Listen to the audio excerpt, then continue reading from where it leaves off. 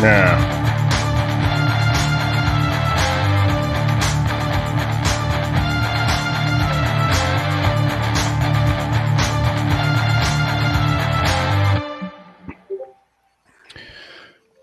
All right, everyone. Welcome to the MG Christmas Eve Fireside Gathering, a literal fireside gathering. Now, this started last year, sort of an impromptu rogue broadcast, and we figured we'd duplicate it for 2022. So, welcome.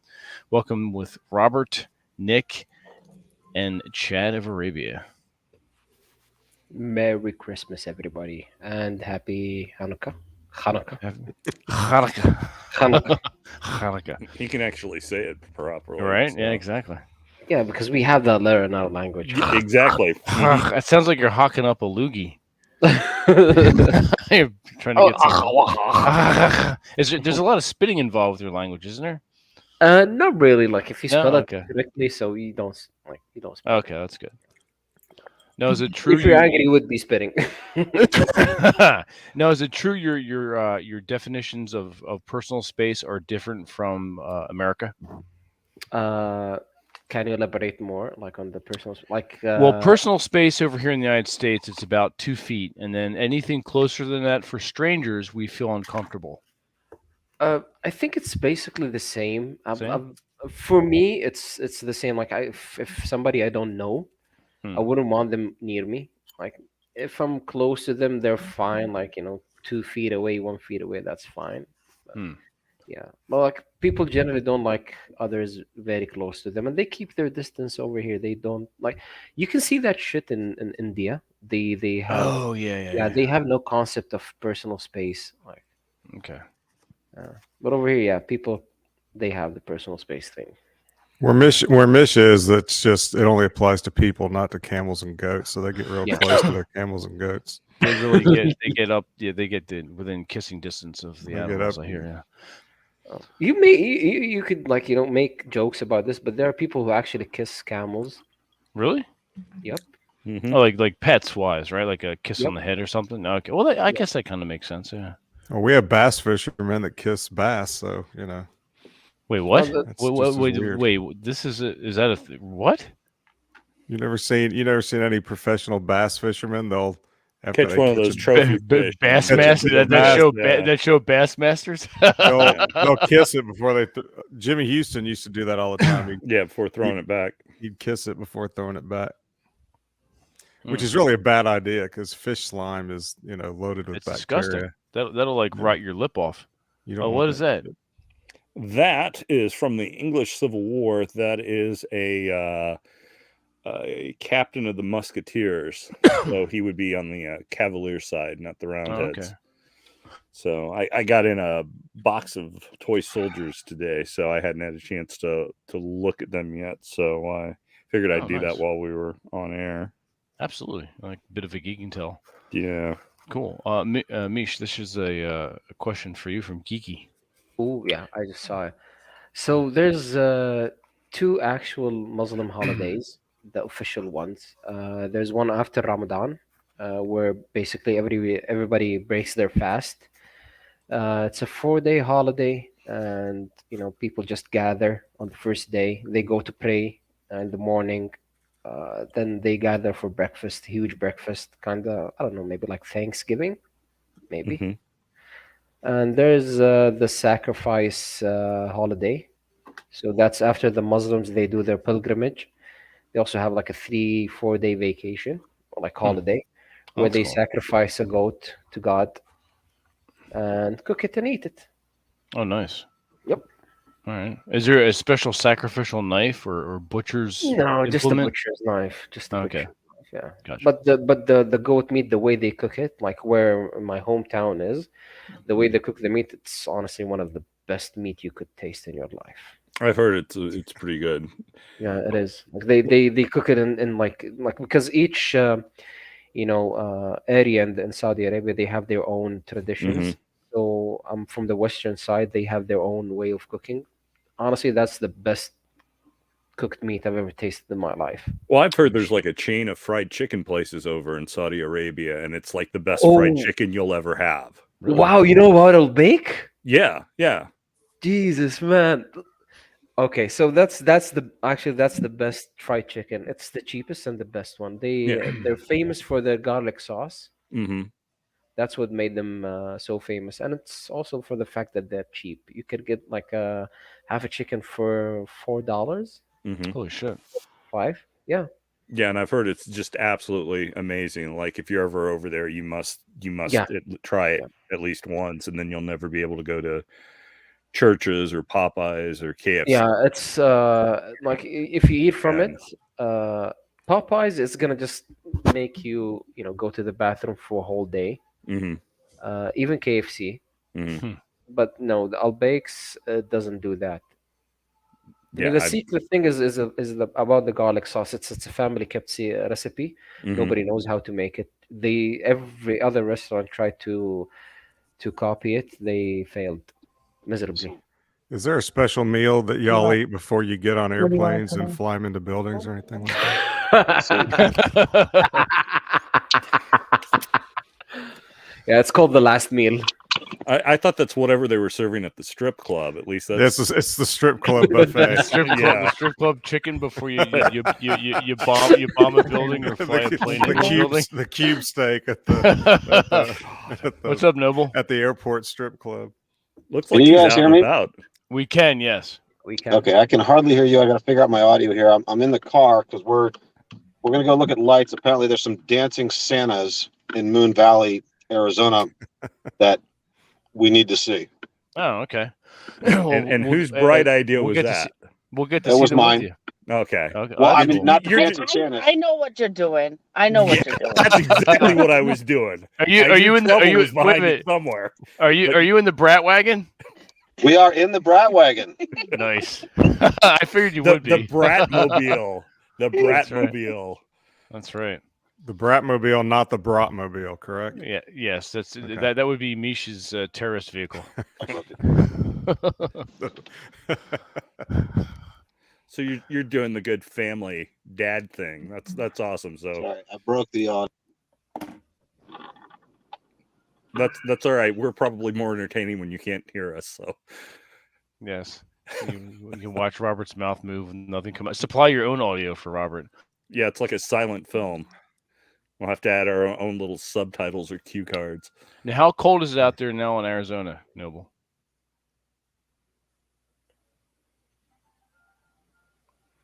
Earth to I don't Noble. think he hears. Yeah, Can you you- still can't hear us. Can you hear us? How cool? Here, I'll write him a big note. How Write cold is it? write a note and just hold it up. Yeah. Yeah. I can't. My camera's across the room.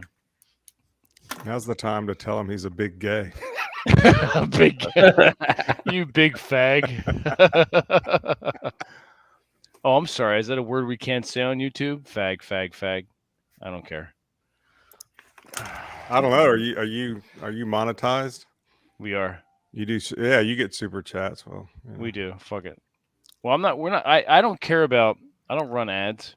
Well, see now Rob. Now Rob is all sensitive about Rob is Same. like, oh, I got 1,000 followers. I'm gonna run ads now and get my 3 cents. Oh, Yeah. Well, Rob has been shitting on that whole thing all this time, and then as soon as he I hit know, he did- 1,000 followers, he's like, that was the first thing you did was throw ads on this fucking shit. "I'm Yeah, all it- about the super chats now, baby."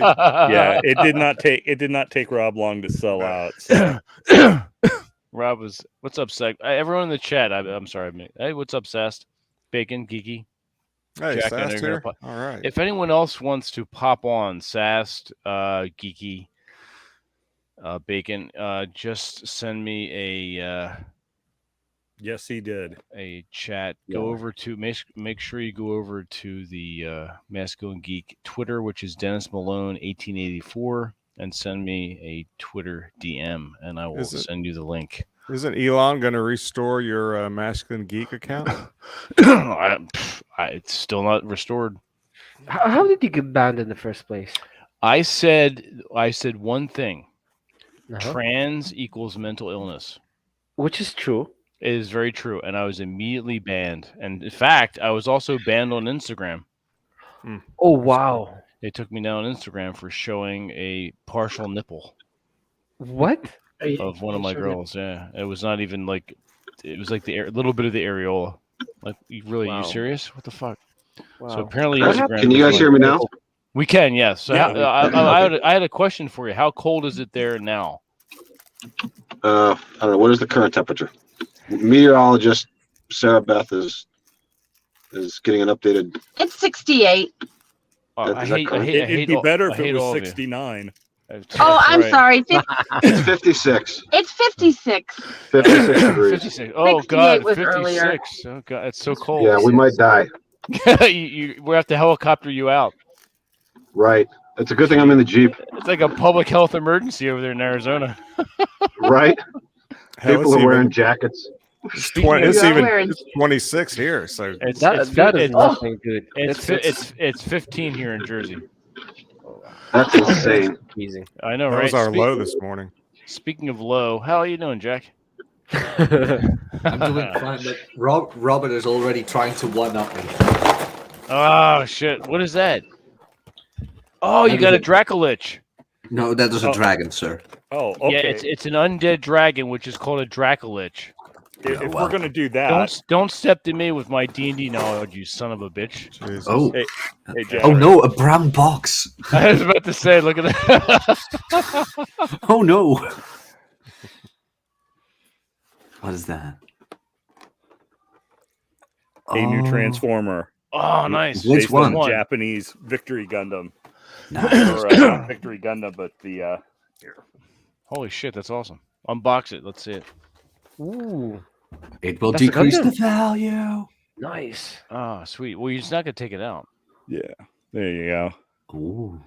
Very cool. Oh, dude, I need to pop out my action figures sometime and just. You totally do that. Should do that. Do a geek and tell on MG. Oh yeah, I have like two huge boxes full of action figures of super robots like Grandizer. I have Mazinger. Mazinger Z, Raideen, Yeah. Come Battler V. I love don't the have super Combator robots. yet. Yeah, I have Gitter Robo, like 3 versions of it. Shin Gitter, Mazinkaiser, Great Mazinger. I have a shit ton of them. Nice. Nice. By the way, hello, Mish. Habibi. Hello, Habibi. How are you, I am doing well, inshallah. Good to see you. Habibi Santa? Noble looks like he's recreating Saturday Night Fever I over was there. to say it's like it's.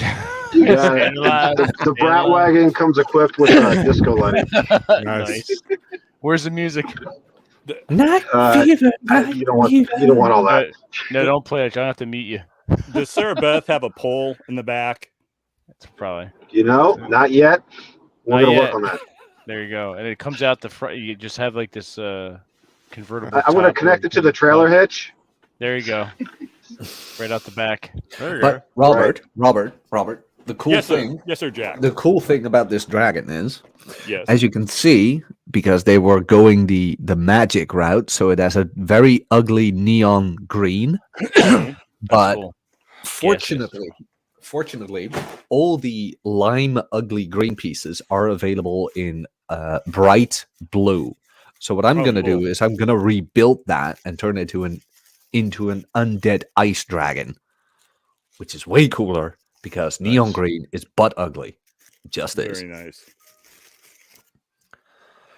And This I I was am showing also earlier, getting Ooh, Prince Rupert of the Rhine from nice.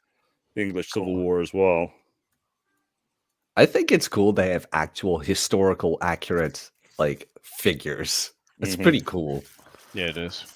Yeah, these Maybe- are from King and Country, which I don't collect a lot of. I mostly collect the W. Britain stuff because I'm mostly focused on like Napoleonic, and then also I'm kind of really interested in the Anglo-Zulu War. But King and Country does some nice stuff as well, and so I'd gotten some English Civil War stuff just because I've always been kind of interested in that as well. Cromwell and all that. So, But did you read Strategies of War by Robert Greene? yes, That book is so underrated. yeah. Seriously, not a lot of people have read that. I Yeah. have not. Oh, yeah, anyway. I'll have to read It's it. a good one. It's one of the better ones. But it got a lot of flack because, well, Robert Greene is just trying to be Sun Tzu. It's like, well, not everybody who writes about war wants to be Sun Tzu, Yeah. All right. you can still write about war and not wanting to be that. Mhm. Geeky. Merry Christmas, guys. Merry Christmas, you magnificent Merry bastard. Christmas, sir. Thank you so much. Thanks for joining us. What are you Good drinking? company. A piece of good beer.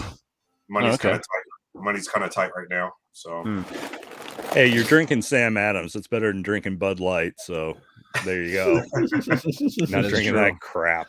Speaking we of only crap, knew here's Red Hawk. Merry Christmas, you filthy animals. How are That's you? right, you son of a bitch. Red Hawk, who the next time you decide to have Jack on to talk toys, give me a call if I'm free. I mean, I do know a little bit about the whole toy thing. So Oh, bit. I'll Just give a you a bit. ring. Yeah. for sure. It's a shame you couldn't like get the Japanese base set though. That was a shame. Yeah. Well, I still might. It's just gonna. How much do you want to spend on it? Is the big thing. Well, I was That's- hoping with your connections we could get under what the normal price is, which is 300 per booster pack. So Yeah. if you were able to go lower than that, not even by a lot, because that probably will never happen, but that would already be cool.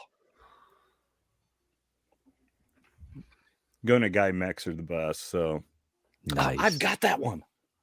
Yeah. Somewhere. No, they're like right there along the top row.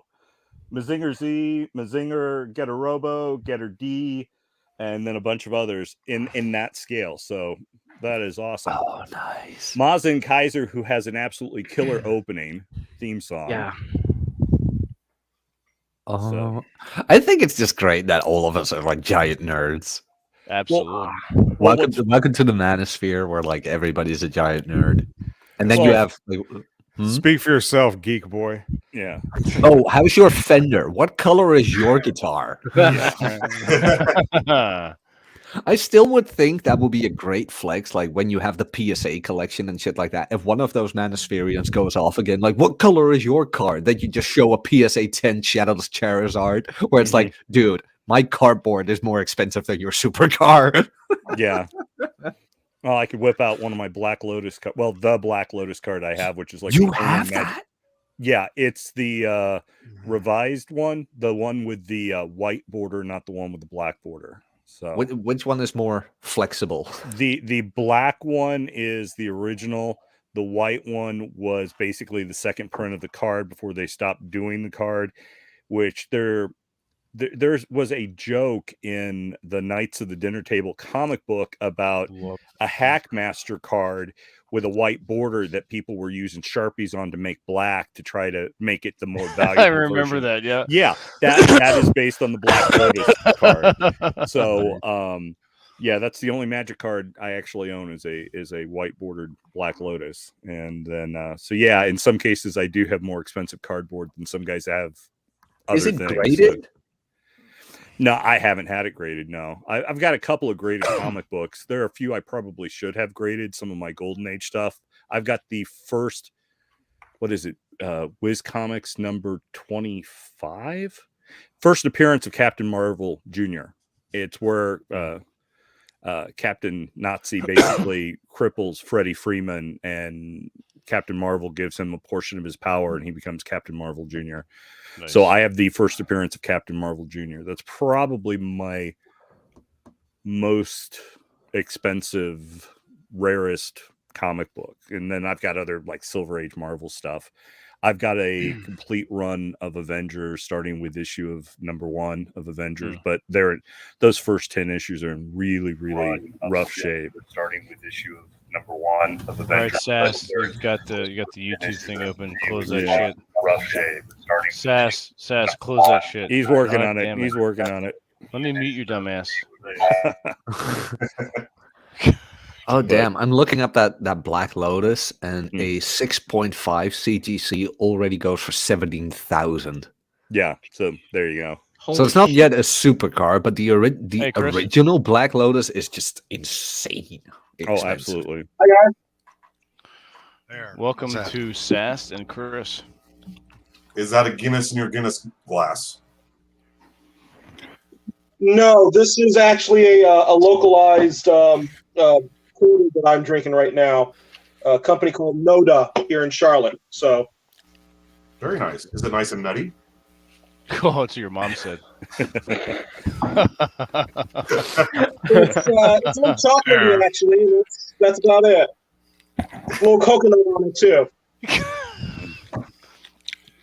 Nice. I think It I sounds got it good. worked out. Yep. We can hear you, Sass. All right, cool. Hey, Merry Christmas. Merry Christmas Merry to you Christmas. guys, all of you. Merry Christmas, everyone. Merry Christmas, guys. Merry Indeed. Christmas. Raise them high. I don't know if you can see me here, but I'm over here raising my glass to you guys. Behind the candelabra. Bastards, you're all drinking, enjoying your time. That's what the hell? Grab a drink. Hey, I'm No, drinking no. water, so you're I'm all drinking right. coffee. You're not alone. What will drink for you? I need to rest well this week because I'm gonna be 4 days of drinking next week. So By what it looks like. Oh, okay. That's cool. The fuck is that? Wow. Sorry, let me close my window. There's always one. Say Sarah. I UFO thought Noble was, flyby. was drag racing. Or I know. I something. thought Noble was like putting the pedal to the metal. Now there's No, I'm keeping my mic on mute until I find the dancing Santas for you guys. Oh, okay. fantastic! We'll get a show soon. Nice. Now there's a road out behind my house, and the dudes like to run their dirt bikes and their Mustangs and stuff sometimes late at night. So Oh, okay. Gotcha. Okay, the PSA 10 Charizard First Edition Shadowless goes for over $100,000. What? What? Card? Fuck. A PSA 10 base set Damn. Charizard First Edition over Holy shit. $100,000. Holy shit! God damn. dude, Did you get a hand job with that? What? Several. A hand job. Well, I do think you're being pretty bent over while you're purchasing that, but Seriously, jar of to Vaseline. this day, I regret giving my friend all my Pokemon cards. you should. Oh, fuck. Yeah, seriously. Yeah, I think it's worth now like $20,000, maybe 25. Now, Well, were you- it depends on if it's graded or not, because this is a mistake, and not per se a mistake, but you have to take into consideration that a lot of the prices is because of grading. So a lot of binders you used to have, don't presume that those cards will be graded PSA 10. More likely an 8, which decreases the value tremendously. Mm-hmm. I don't know, dude. I gave him a lot of rare cards that I used to collect when I used to play Pokemon. So, But now, like were your cards in ungraded, Arabic or were they in English or Japanese? Which kind of cards did you have? I had a few of them in Japanese, and the rest was in English. I had some of these, glittery cards, Mhm. some Charizard cards, some Pikachu cards. I remember, like I had them for over 25 years now, maybe 20 years. I think 20. I think 20 back in the early 2000s. Yeah, but like a Charizard ungraded goes for about $100, Oh, which is still a lot for cardboard, but it's not $100,000. dude, I gave him like over 400 cards because I used to collect them when I used to Nice. play Pokemon. Yeah.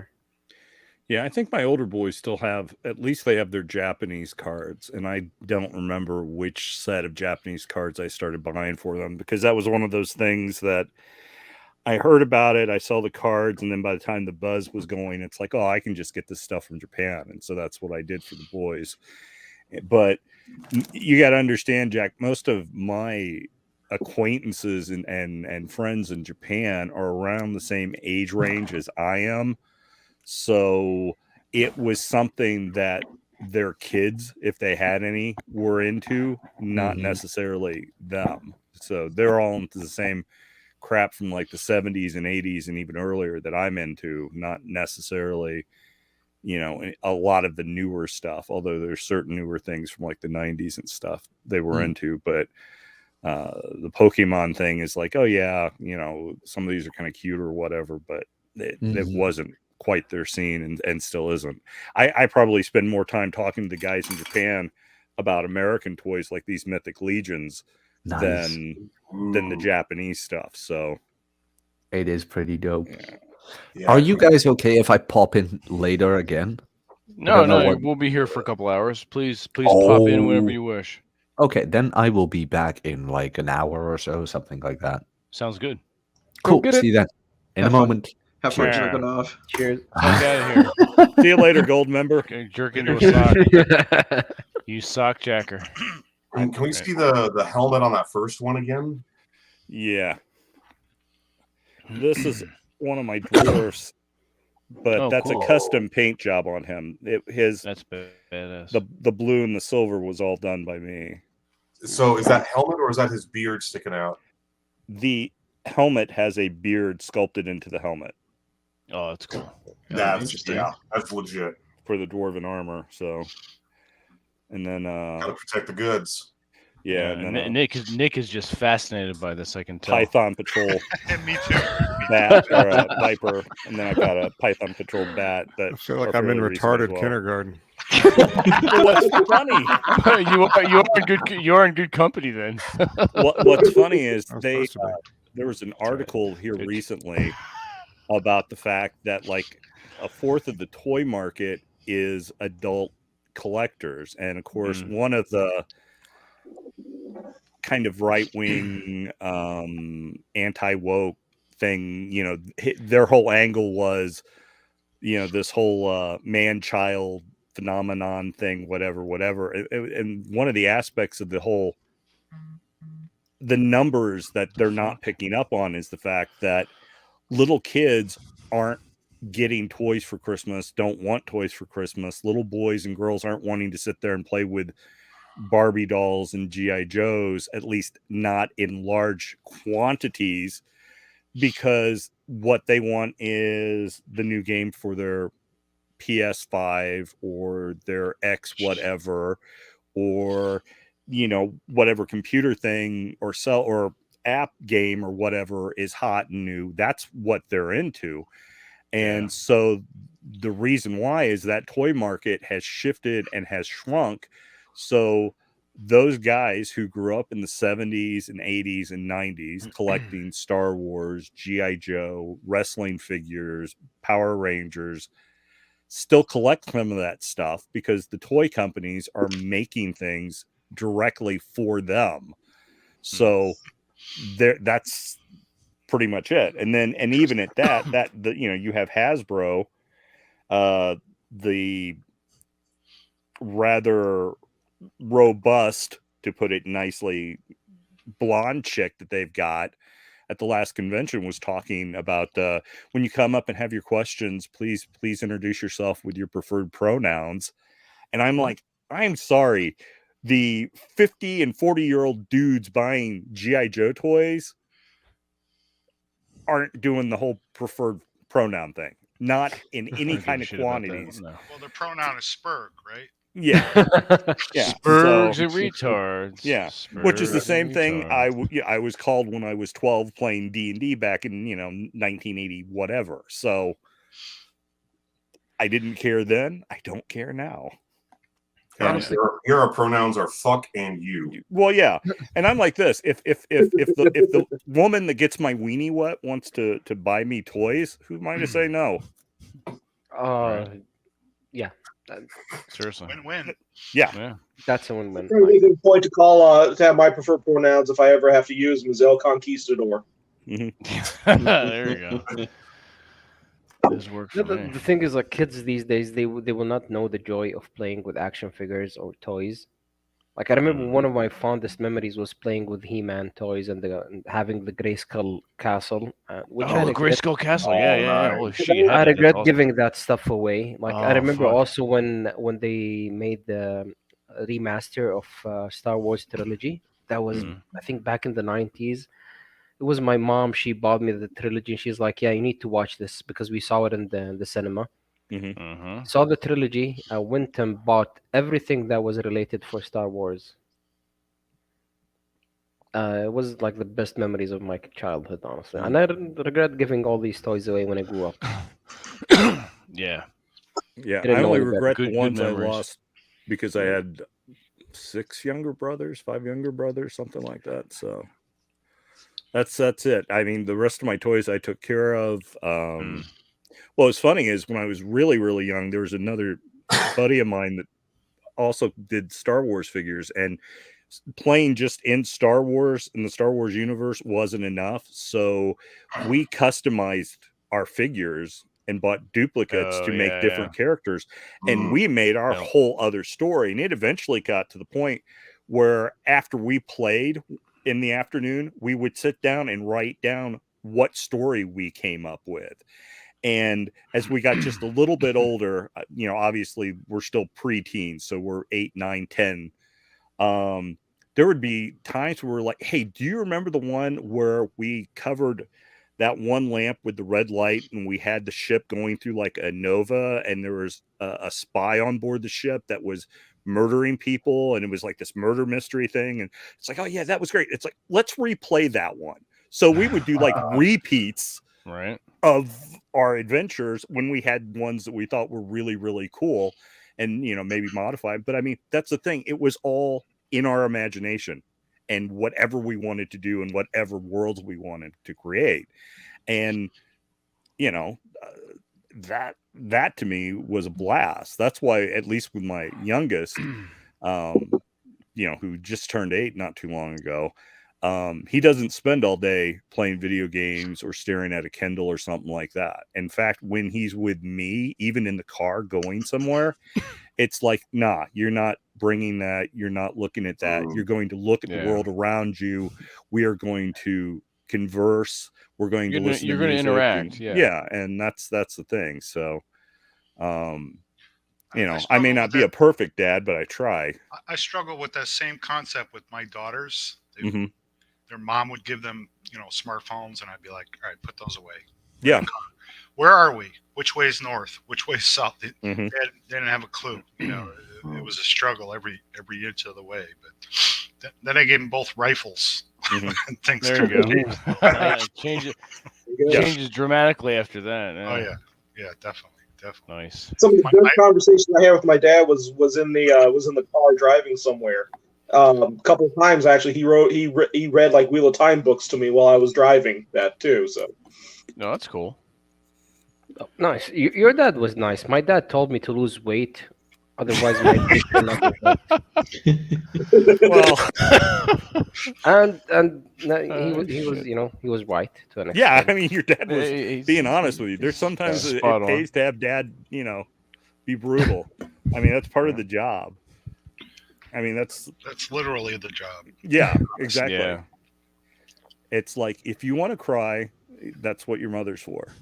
I'm going to tell you why you shouldn't be crying, or at least not letting anyone see you cry, and how, as bad as it hurts now, it'll be better. It's like when he was Shut up, or I'll little, give you something to cry about. yeah, it was like when he was playing little league and got hit by the ball.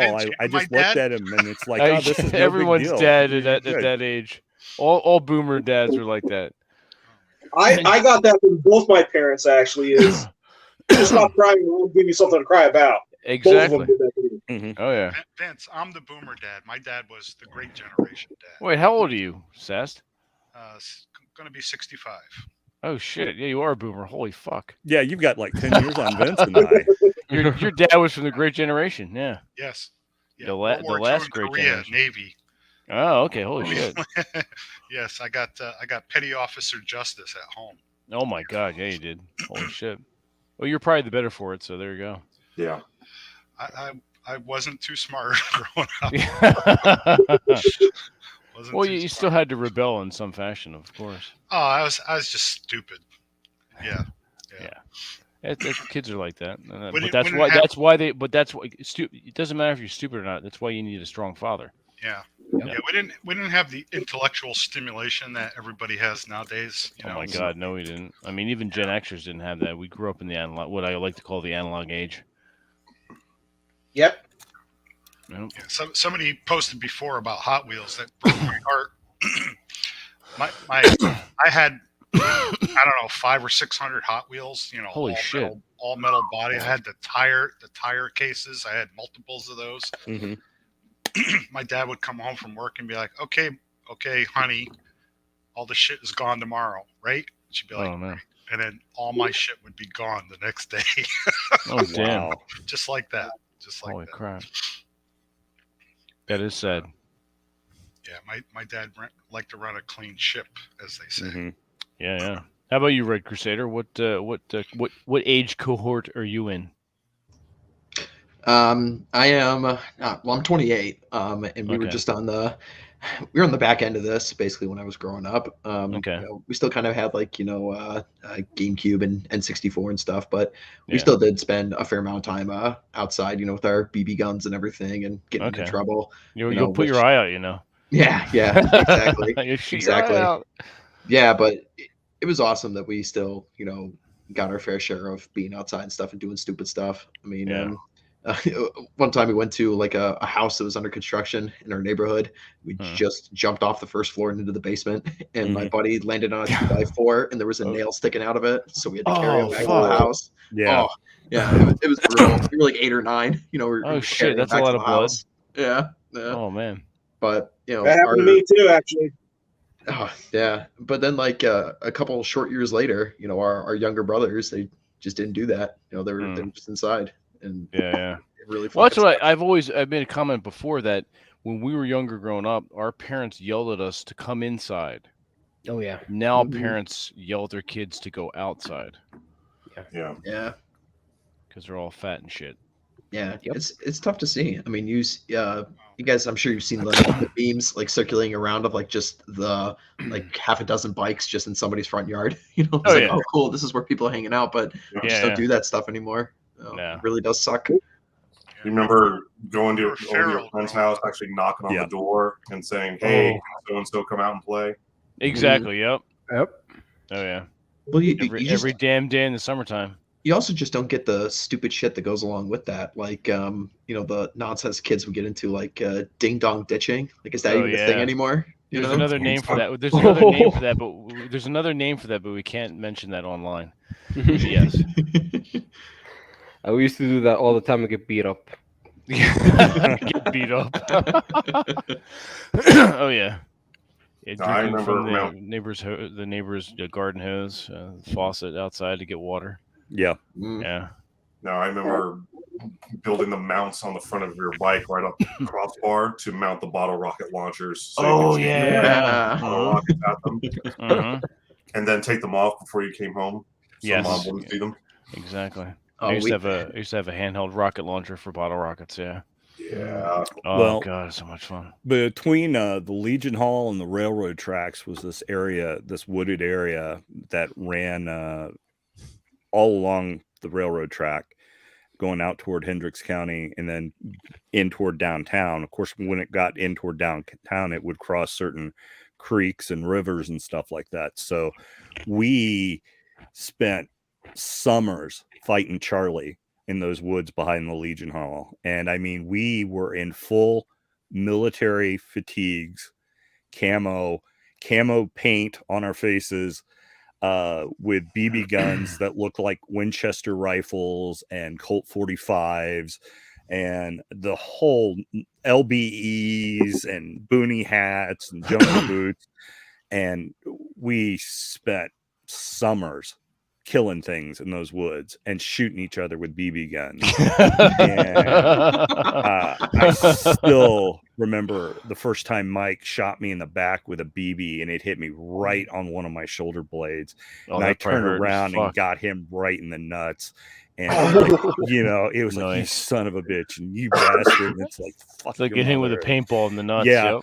And but I mean, we laughed and enjoyed every moment of it. And, but I mean, it's what you did. If you weren't abusing your friends, you guys weren't really friends. Right. It's just how it was. You weren't inflicting pain.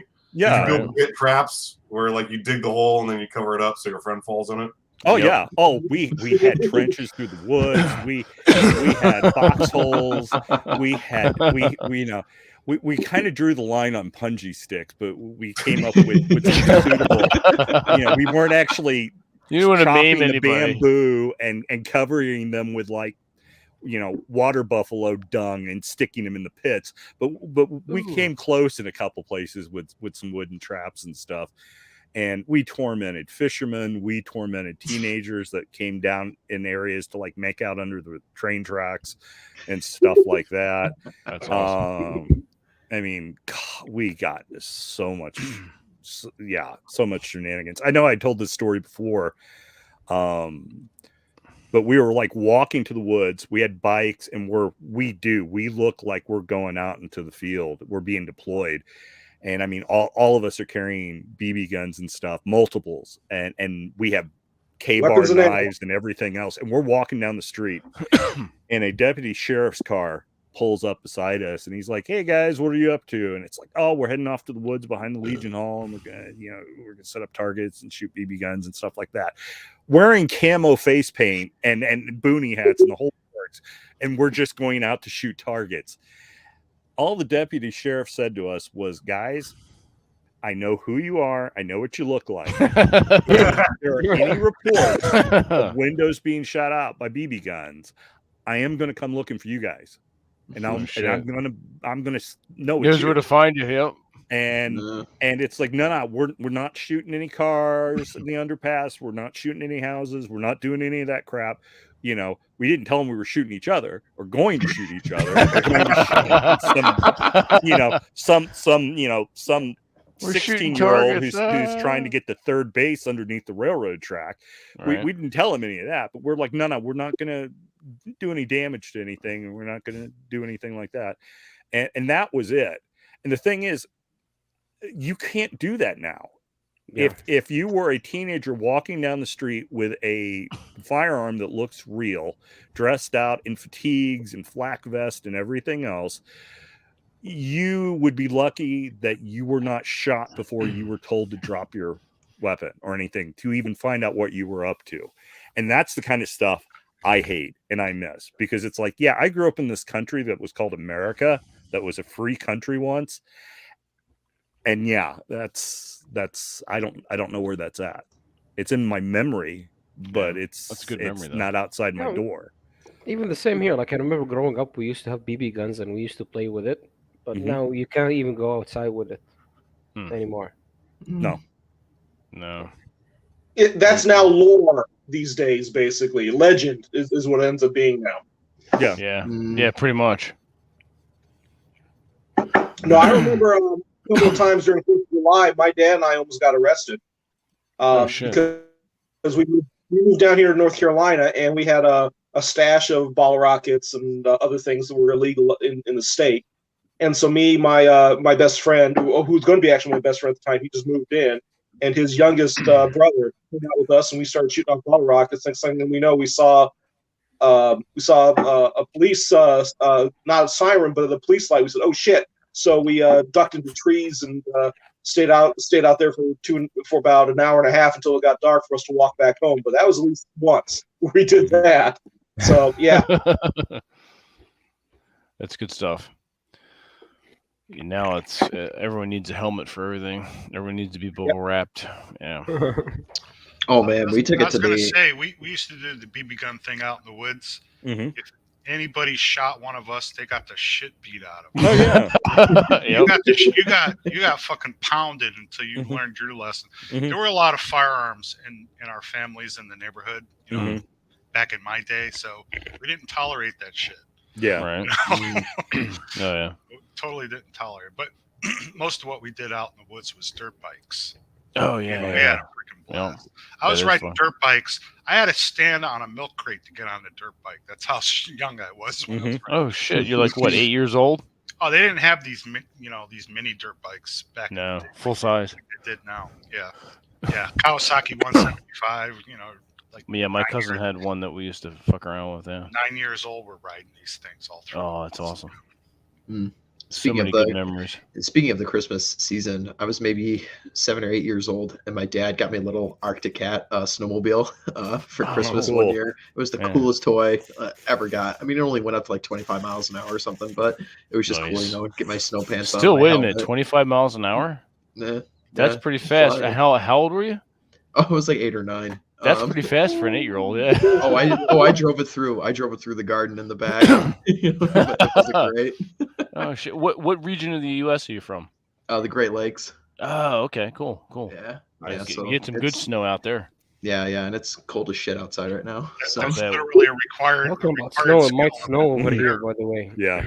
Wait, you're getting snow in Arabia? Yeah, it's gonna be 1 degree tomorrow night. Oh 1 degree Celsius. Celsius. Yep. Yeah. Damn. Yeah, I busted out my heater because it's freezing cold over here, man. Damn.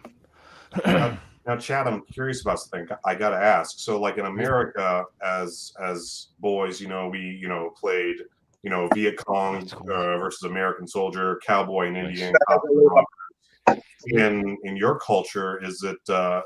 Are there any similarities, or is it very culturally? Crusaders and Moors. Like Turks and Bedouins, or right? You know the funniest thing? Me and my brother, we used to play cowboys and Indians. That's what I'd heard. Mm-hmm. I heard that there was a point in time that all over the world, little American boys play culture, cowboys and Yeah. Indians because that's America. That was global. Yeah, like I remember I my dad got me a real cowboy hat, also a vest that was made of leather. I still remember the smell of it until this day. A 6-shooter gun, and my brother, he used to have the bow and the feather, like they wear on their heads, and we used to play Indians and cowboys. The headdress, yeah. Yeah, the headdress. Like it was insane. Like we used to shoot at each other. Like my brother's like 7 years older than me, so he used to beat the shit out of me. It's what we do. That's Chad, part and Chad, parcel. I got 2 older brothers. I know your pain. See, I'm the oldest. I'm the oldest boy. So my brothers were like, I'd come home from school. I immediately looked to see what of my things one of my siblings had touched, moved, looked at, read, whatever, and then the beatings began. So it's like, thank God, I just. One brother in particular, I don't think a day went by in his life that I did not beat the crap out of him on a daily basis. Damn. I mean, it's just how it had to be. I didn't want to beat them within an inch of their life. Somebody had to do it, but yeah, it had to be done. Come on, you wanted to beat them. Come on. No, because it got to a point where it's like if I laid hands on them, I got it from my dad, who was actually their biological father and not mine, which I didn't know at the time growing up. But it's like, I'm going to get my ass beat for this with a belt, but I don't effing care. I am going to beat the living snot out of you because you are an obnoxious little shit and deserve it. And so, it's just how it is.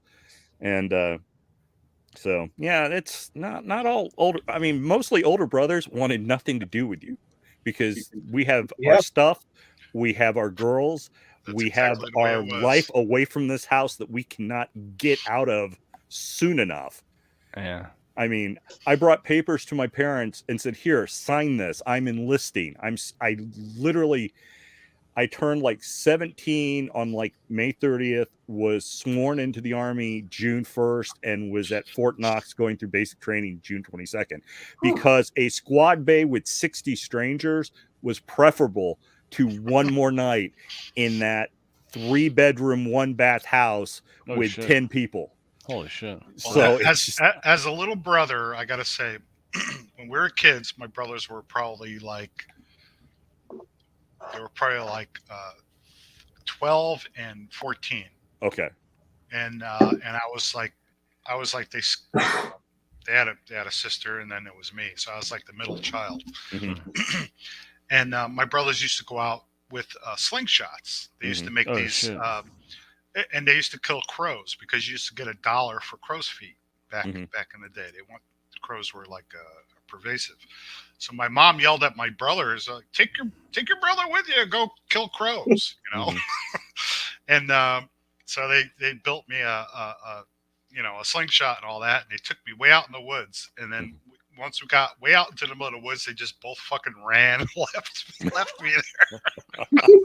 Jesus. That was a typical day in my life. Welcome to the world. You're on your own. Yeah, here's the deep end. Push. Yeah, right. Find your way home, little brother. That's pretty much what it was. My father is the one that had the brothers. He was number 2 out of 5, and one of the things that my grandfather did was that he had to deal with a lot of fights, and of course he laid down the belt every once in a while on all of them. But one of the things that he did eventually do was, my grandfather being a shop teacher, he built basically foot lockers for all the boys. and I still have my dad's. And it was one of those things of where, unlike what Robert had to deal with, my dad had his Foot Locker. And my grandfather gave everybody a lock and said, "You have anything important? Keep it in the Foot Locker. Don't do it. Don't take it out until you really want to do anything with it. Toys, anything you care about, keep it in there." And so that's how that worked right there. And yeah, my dad had younger brothers that were pains in the asses, and he had, they went off and saw a double matinee or something like that just to stay out of the house for a long time too. So yeah. That was his stories that he had to deal with. Unfortunately, I was just me all my life, so had to live vicariously through him, I guess. That was actually a really fair way of doing it. Actually. Yeah, right. Yeah, absolutely. I think that was a little trick he learned when he was in the Army back in World War II. But yeah, that was a good idea, honestly. Yeah, it is a good idea. Keep everything separate. Yeah. I always had too much stuff for a Foot Locker. I know that might be hard to believe looking around. That's a green screen behind. That's not real. Say it ain't so. Right? Oh, shit. That's funny. I think you're up to burying things if you really wanted to keep it, Robert. I'm like this. I've joked about picking out the stuff that goes with me on the Viking longship when they torch my ass when I'm dead and send me Valhalla with all my toys. I can see it now. I stroll into the Hall of the Gods and into Asgard and all these big burly Viking warriors who spend all day killing each other only to be rebirthed the next morning. And I come in with this massive collection of toys and it's like, hey, you guys, I've got Viking toys. Do you want to redo the siege of some town in Jorvik? What are you? Yeah, they're like, fuck no, that was traumatizing. We're not doing that again. That was traumatizing. Yeah, so we lost a lot of friends that day. Yeah, but anyway, so the thing is, of my boys, there are certain things that they want, but overall they're like, Dad, even at 1/4 of your stuff, that's going to be so much to wade through. And it's like, are you sure you can't maybe like before you go start, we'll tell you like this and this because they're special. Those have sentimental value, but do you really need 60 501st clone troopers carded? Yes. It's like absolutely. Put it in the well.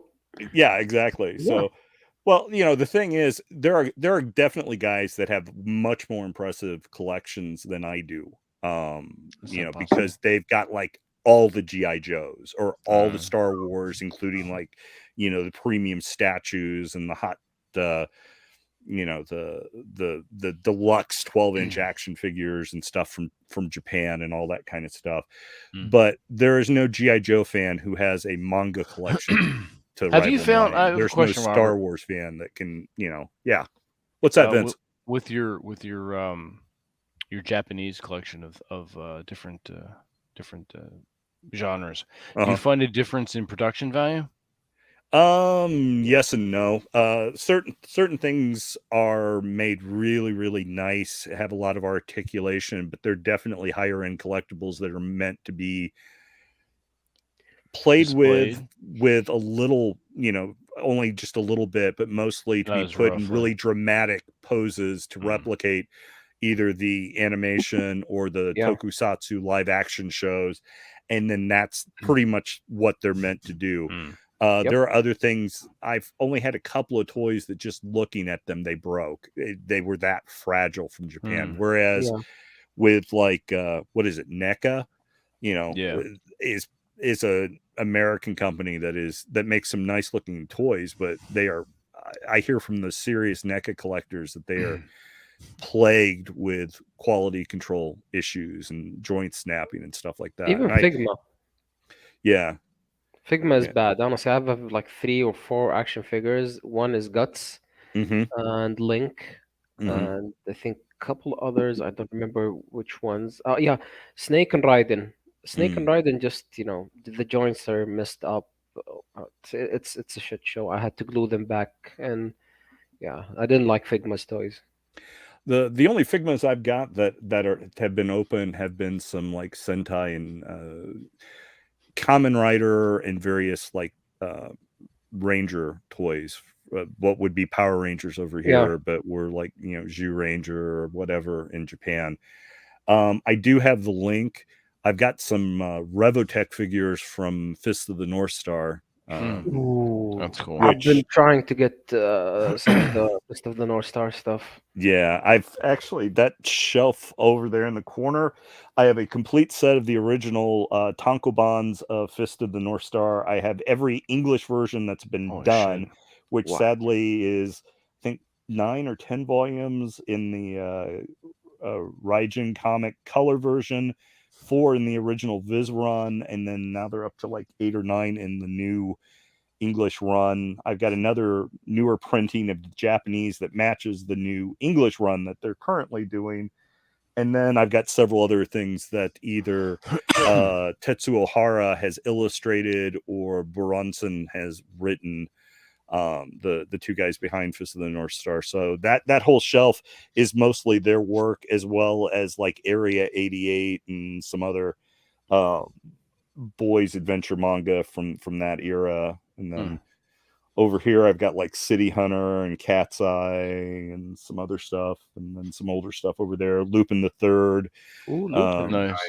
Lupin the Third. So my Captain question Harlock. Captain Harlock, Space Pirate. Including Captain Captain Harlock in English. Nice. The English version of the original Transformers manga. Oh, that's awesome. Do you have any Star Blazers? Yes, I do. That's also on this shelf. Ah, cool. I love Star Blazers.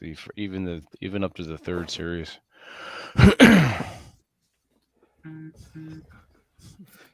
The original space battleship Yamato manga. Yeah. Oh shit. In English. That's fucking awesome. So, and then I've want got that. other Japanese versions as well. I've got the Speed Racer manga, Devilman, Cutie Honey. Yeah. All right, the next Masculine Geek meetup is going to be at Robert's house.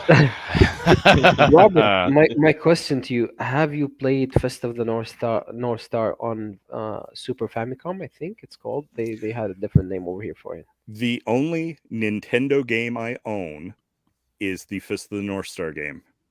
I remember, I remember playing that as a kid, and I didn't know what was the game. I remember like the sounds it was making, when Kenshiro was punching. Yes. And I remember laughing at it as a kid.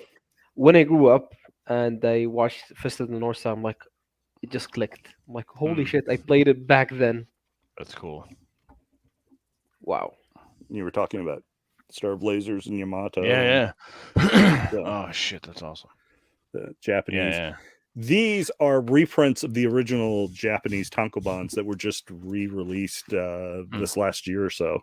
Oh, okay. So, and then I've got some older editions as well, but those I've got in plastic and stuff. Then I've got some film manga and other things. So, yeah. Rollo was joking one night. It's like, yeah, it's almost like you say this ancient artifact item and Robert's like, oh yeah, I have that here. I got that shit around here somewhere. So, yeah. Which almost makes me frightened to see what Vince does if he actually includes me in future installments of Laserdiscs. Well, you're on deck next, don't worry.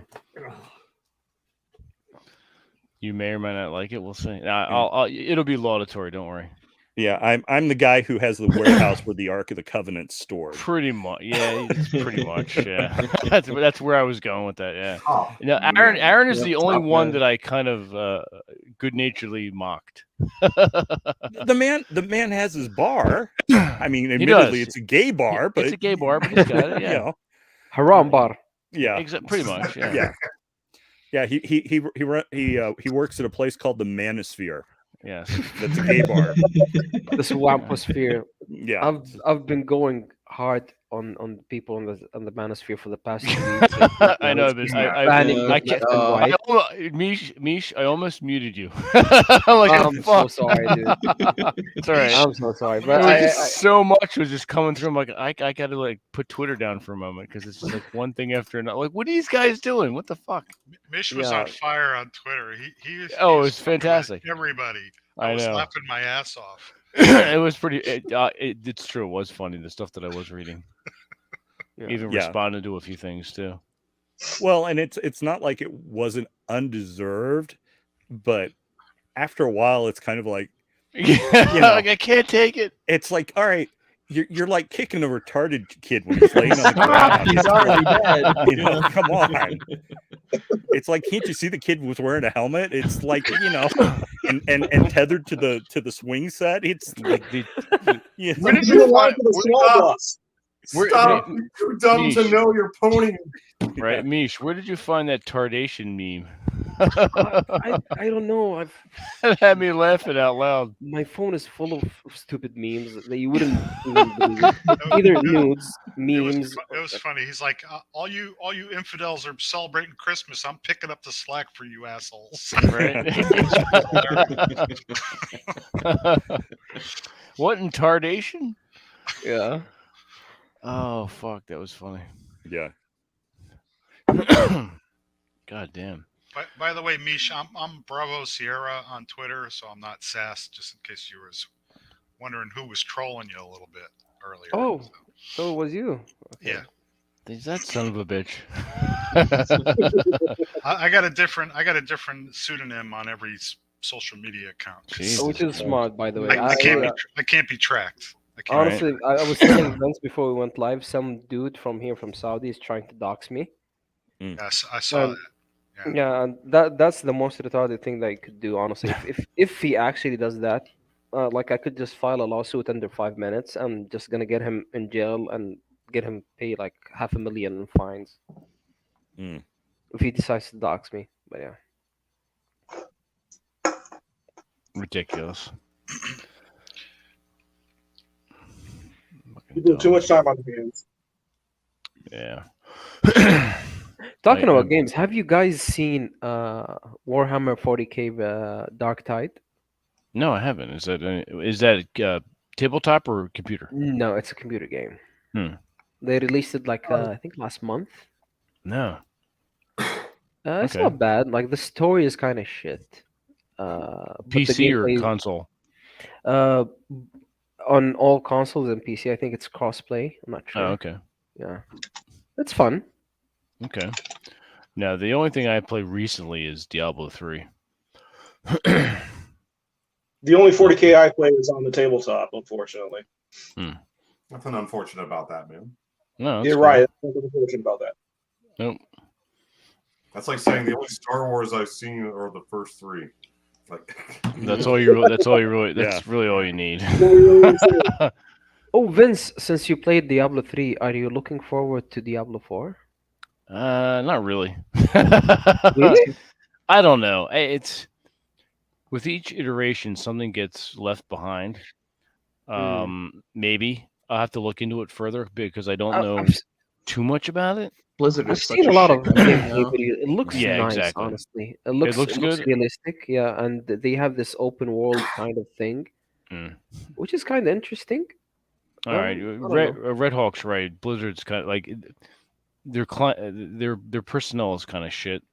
Yeah. And usually whatever they pump out is pretty shit. Diablo has been fairly solid so far, and I'm okay with Diablo 3. I know there's been like Immortal was just a total disaster. I've played it for like a couple of weeks and then just dropped it. Yeah. Yeah, Diablo 4 looks interesting, honestly. I'm liking the aesthetics of it and the idea of having an open world. Okay. I'll check it out. I'll take a look at it. I'll download. I think there's like a trial or something for it. I think it's still under. It's still beta. Closed beta. I think comes out next May, I think. Oh, okay. I just find myself going back to only playing the old games these days because all the new ones are just complete fucking trash. No, you're right. I still go back to Neverwinter Nights and Icewind Dale. Yeah, I love both of those games. I found the original Star Wars Battlefront 2 from 2005 on the Xbox store for $4.99. $4.99. Oh yeah, shit! Yeah, so I was playing That's that awesome. recently. Oh, shit. Man, that was so much fun. Hey, Vince, I had something really weird happen to me in Neverwinter Nights back when I played it back in the day, and I wanted to know if you had heard of this. I was a ranger, and I was using animal empathy to get different animals to follow me around. I had my dire wolf, but then every once in a while I would animal empathy something to have it follow me around. Yeah. And one time I decided to animal empathy this chicken. And I remember I went into this one fortress of a dungeon, and the chicken went around and unlocked all the doors. Holy shit! No, that's never happened to me. No, that's badass. A thief chicken. I was it supposed to, or was it a glitch?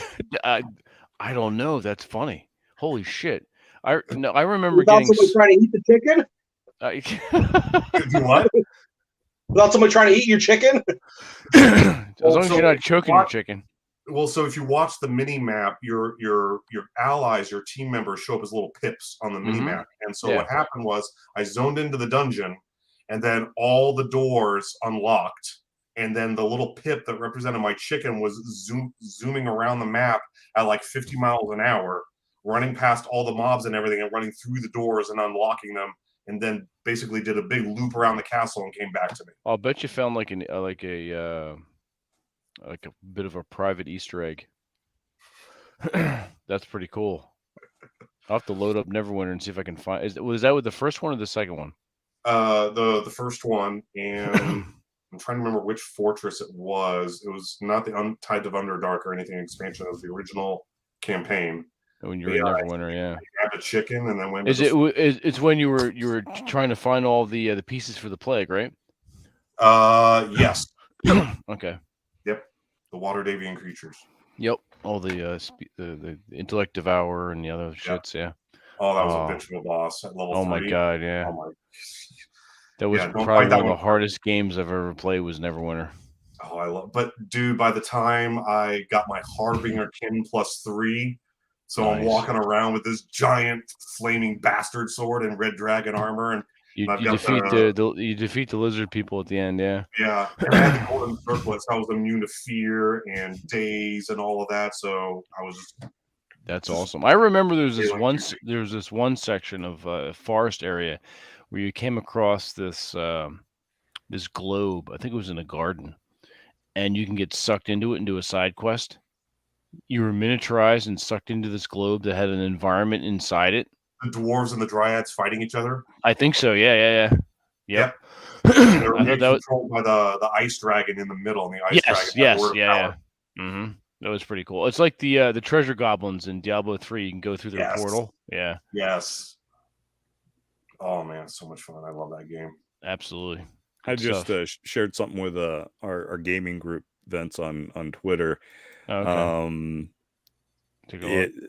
Die in Place just posted a GIF of basically some troops moving into an area, and all of a sudden there's this huge explosion, and the caption he put with it is, "My fighter in just about every group I've ever adventured with once the damn wizard learns Fireball." And I'm that would be both me and Amos. Yeah, I said, looking at you, Amos Joe, and shared it with our. Are these actual bodies blowing up?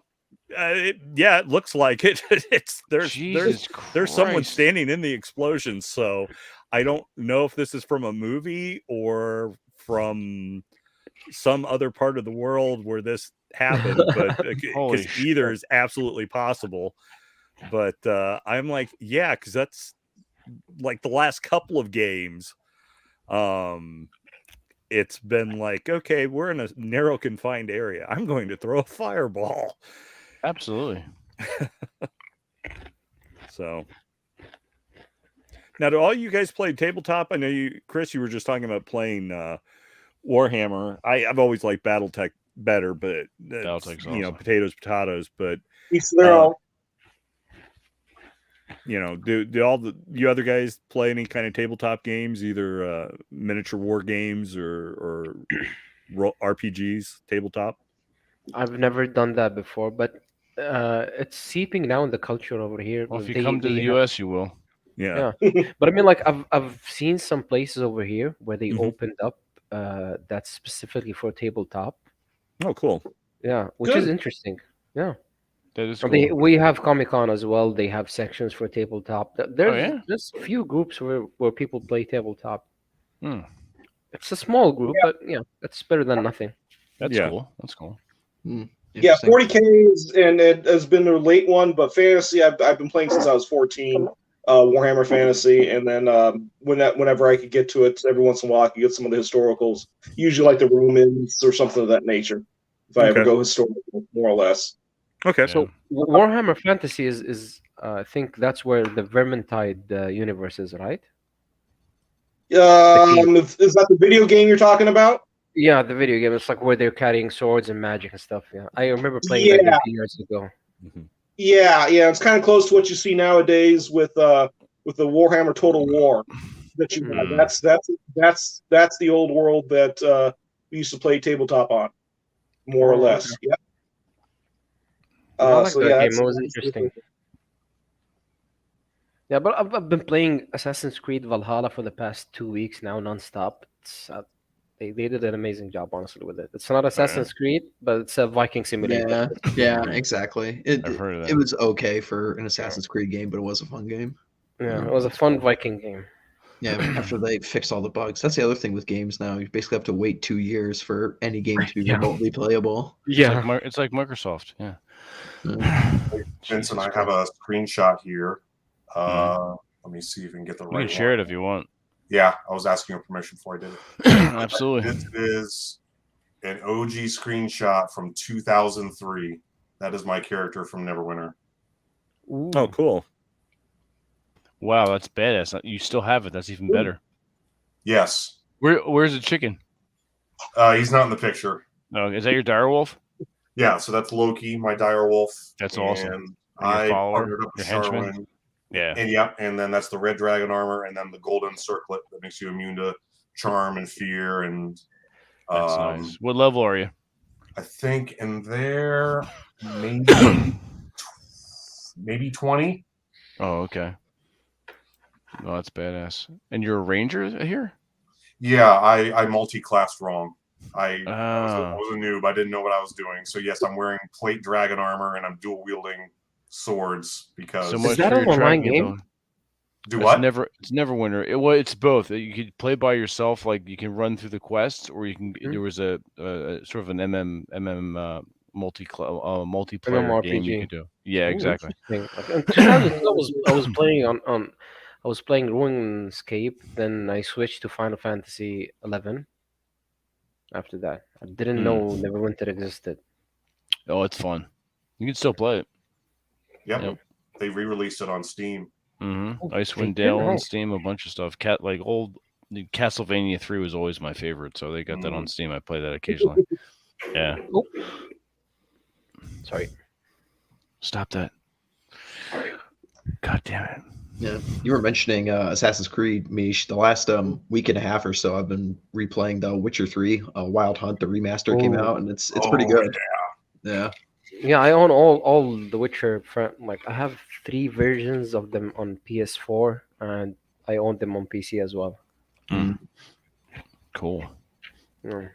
Yeah, I just saw the tweet with the new Witcher show. Oh my god, Called Dead on Origins. Arrival. Yeah, fuck Oh that. god, Jesus man, they just butchered the Witcher. Yeah, it was so bad. And like Henry Cavill was perfect for the role, and they just Yeah, it completely was. butchered it. Unbelievable. But hey, we're getting a 40K with Cavill. Possibility, yeah. It's possible, yeah. Unless they shit can it.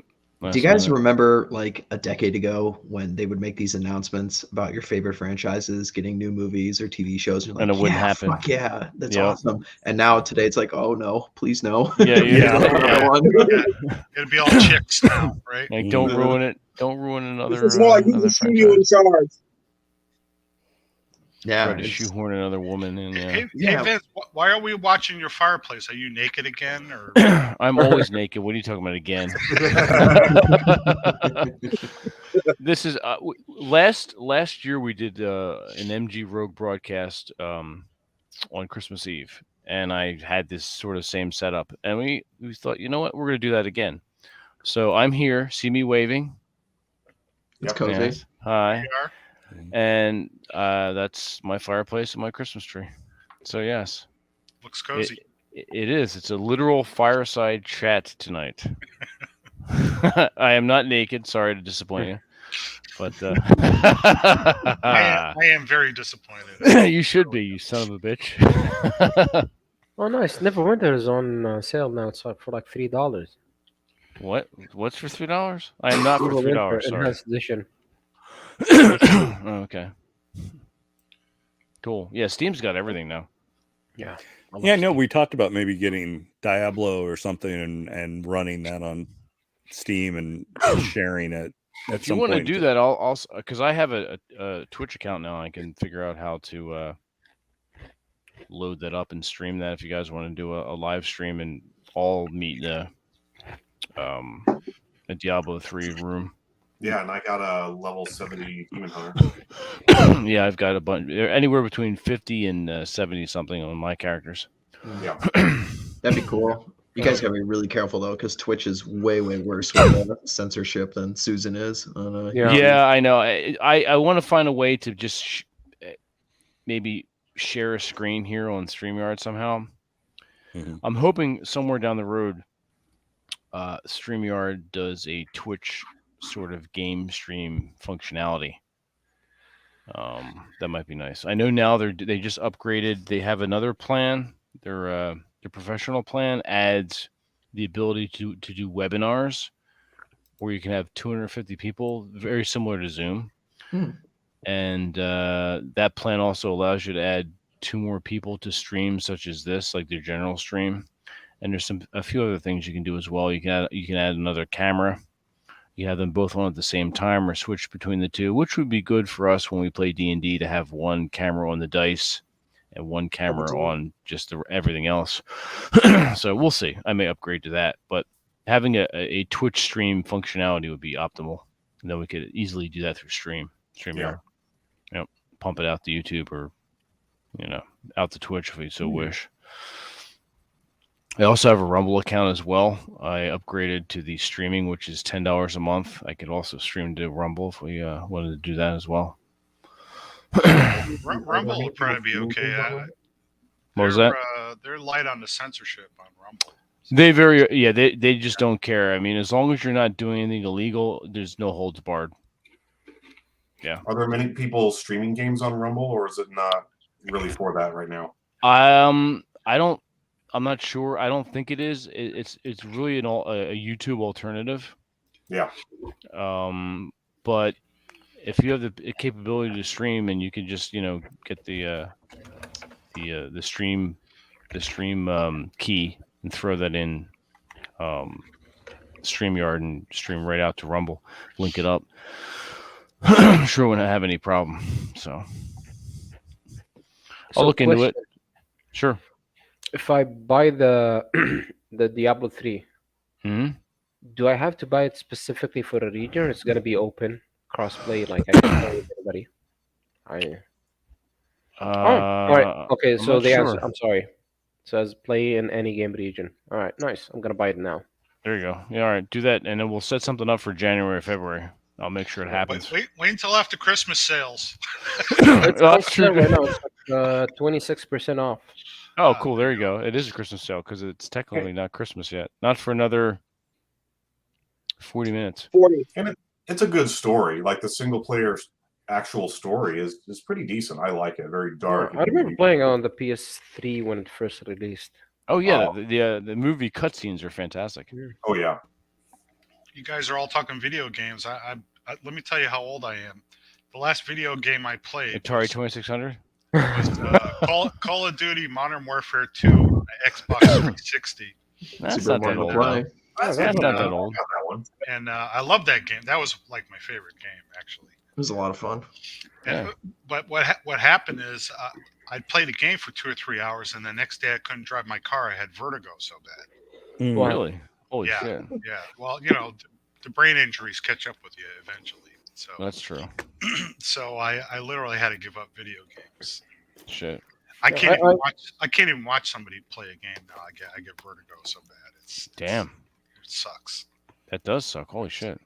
I can't play Modern Warfare anymore. I got banned back in 2020. You got banned? Why did that surprise me? Did you say a gamer word, Mish?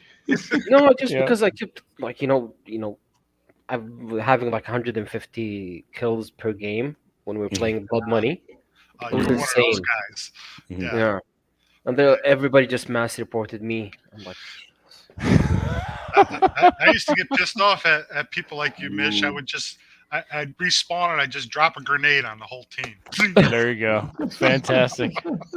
First a flash, then a grenade. That's the way. You dirty bastards. Confuse them and then kill them. I like it. All right. Boy, that game was a fun time though. Like 2008, and we got our fresh treatment of internet chat rooms before they got censored back in the day. You would hear all kinds of slurs in there. Oh man, Spec Ops was a gas. Mm. It really was. We used to all play with friends online, and oh man, the Spec Ops was a gas. We used to laugh our asses off. That's fun. We just do every stupid thing you could possibly do. Yeah. Back when games were actually made for their, clientele, instead of pandering to people that don't play them. Well, there's nothing quite like the joy of having some 12-year-old you don't know tell you that he's gonna, rip your head out and do things to your mother in front of your rotten corpse and stuff like that. That's good stuff. I got a brother-in-law. He was crippled. He was in a wheelchair, so I used to play with him online, just in the Spec Ops. And Merry Christmas, Blake. My daughter, I would play with my daughters. My daughters were pretty funny. So we played kind of like in a clique. Yeah, I'd go play online and all the shit talking and trashing was hilarious. That's all. That's so much. Those fun. are the people I used to blow up on my own team. I'm like, oh yeah, I'm fucking old. We fight dirty. Come at me, bro.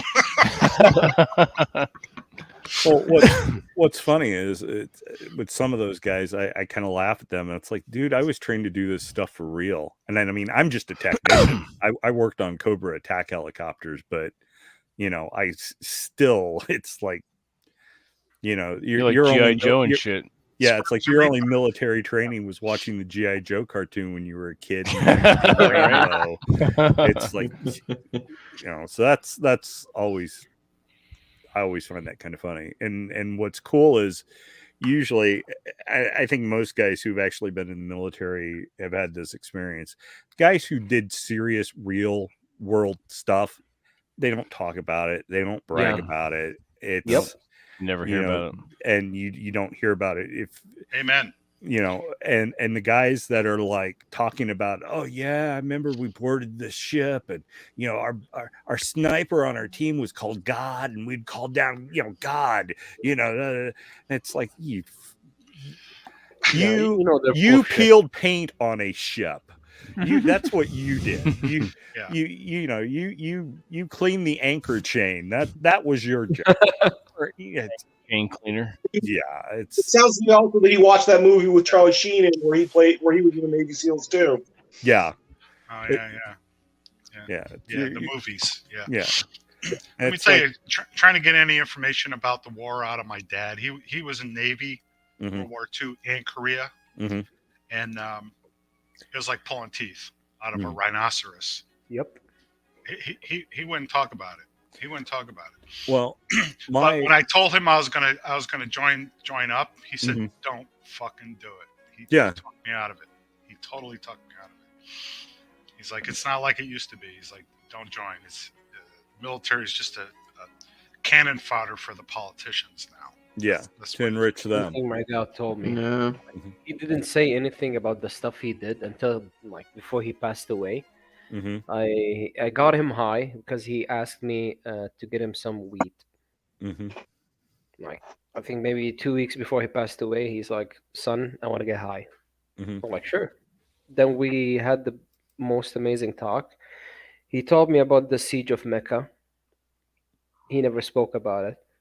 And he told me about the Gulf War. and how his mom abandoned him as a child, and he almost got eaten by a wolf. Mm-hmm. Yeah, these people, they would not speak. Yeah, my dad's father, he served in World War II. He was originally drafted, went in, was a baker because that's what he did as a civilian. So they, threw him in that section. He's going through training. They find out he's a damn good shot. So the next thing you know, he's, I think, assigned a 30 millimeter machine gun, and he spends the rest of the war fighting through Italy and then eventually into France and Germany and stuff as a machine gunner. So, but the only stories he ever told were funny ones about the fact that I guess he had been promoted to sergeant and busted down like 2 or 3 times. And his whole attitude was, that's all right. I like being with my friends. And that's a good attitude. And then the other thing was he, I guess, one time told my dad a story about they were marching into an area. They were all lined up, marching down the road. They were in a combat formation.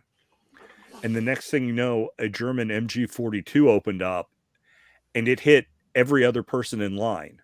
So the guy in front of him at a certain number of paces was hit, and the guy behind him a certain number of paces was hit, but he wasn't.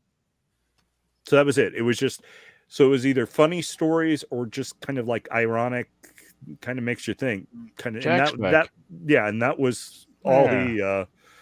Those were the only kind of stories he told. I guess my dad got quite a shock when he got his father's military records because he found that he'd been treated a couple of times for VD and everything else. So, shit happens. Yeah. Well, his mother abandoned him when he was a child.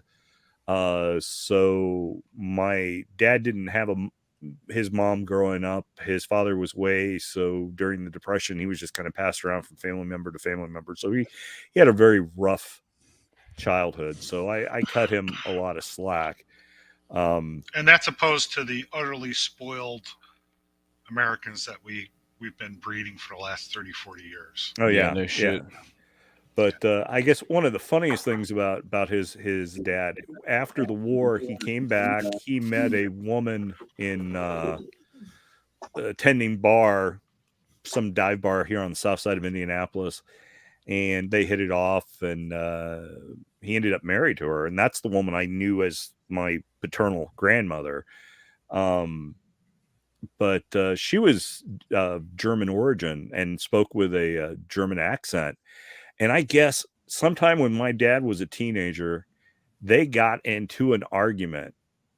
And when his father looked, I guess whatever she said really pissed him off. He looked at her and he said, "Woman, I killed better Krauts than you in the war." And at that, my dad said he left the house.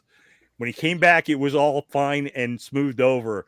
But when he heard his dad tell the only woman he knew as a mom, "I killed better Krauts than you in the war," Dad's like, "I'm out," and left. So that's a pretty finishing blow, by the way. Like, how do you come back from that? It's like, yeah. There's no recovering from that one, no.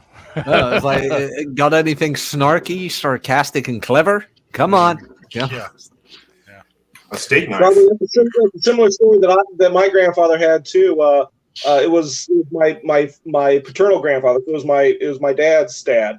Mm-hmm. Similar war story, I should say, is that he got drafted. As a matter of fact, he tried to volunteer right after Pearl, and the person, the guys over at the recruiting station said to my grandfather, we're going to put you wherever you want, and he wanted to be in the aviation because at the time he was moonlighting, putting together planes. And so he said, "Well, I want to be in aviation because I know how planes work." And they said, "We'll put you wherever the hell we want." He says, "Fine, draft my ass." He got drafted. Yeah. And the lieutenant who was looking over his records says, "Why didn't you sign up?" He says, "That sergeant over there told me he'll put me wherever he damn well pleases." He says, well, okay, well, I'm going to put you in the aviation just for the hell of it. And sent him right on off. But he also was a very good shot. And when he got into the war, he was a top gunner on a B-17, not in Europe, in Australia. Okay. And he did a lot of those weekends where he had a 5-day weekend and you only had a 3-day pass. And the MPs had to go find him. And there was a couple of times where he started off and he walked in the door and they said, "Hi, Sergeant, how was the weekend?" And then after that, it was yours. "Okay, goodbye, Private." And he got bucked right on down, and then had to work his way right back up to Sergeant at least a couple of times. He got knocked out of the war because he was flying a mission and he got shot and wounded while he was doing it. But he knocked down 5 Zeros at one time and got himself across to do that. But he was sent home after that. Holy shit! Yeah, I guess my dad's dad had his mother died in childbirth, and I guess his father pretty much never got over it. So I guess when he was like 6, 7, 8 years old, he basically left home and lived on his own out in the woods in southern Indiana.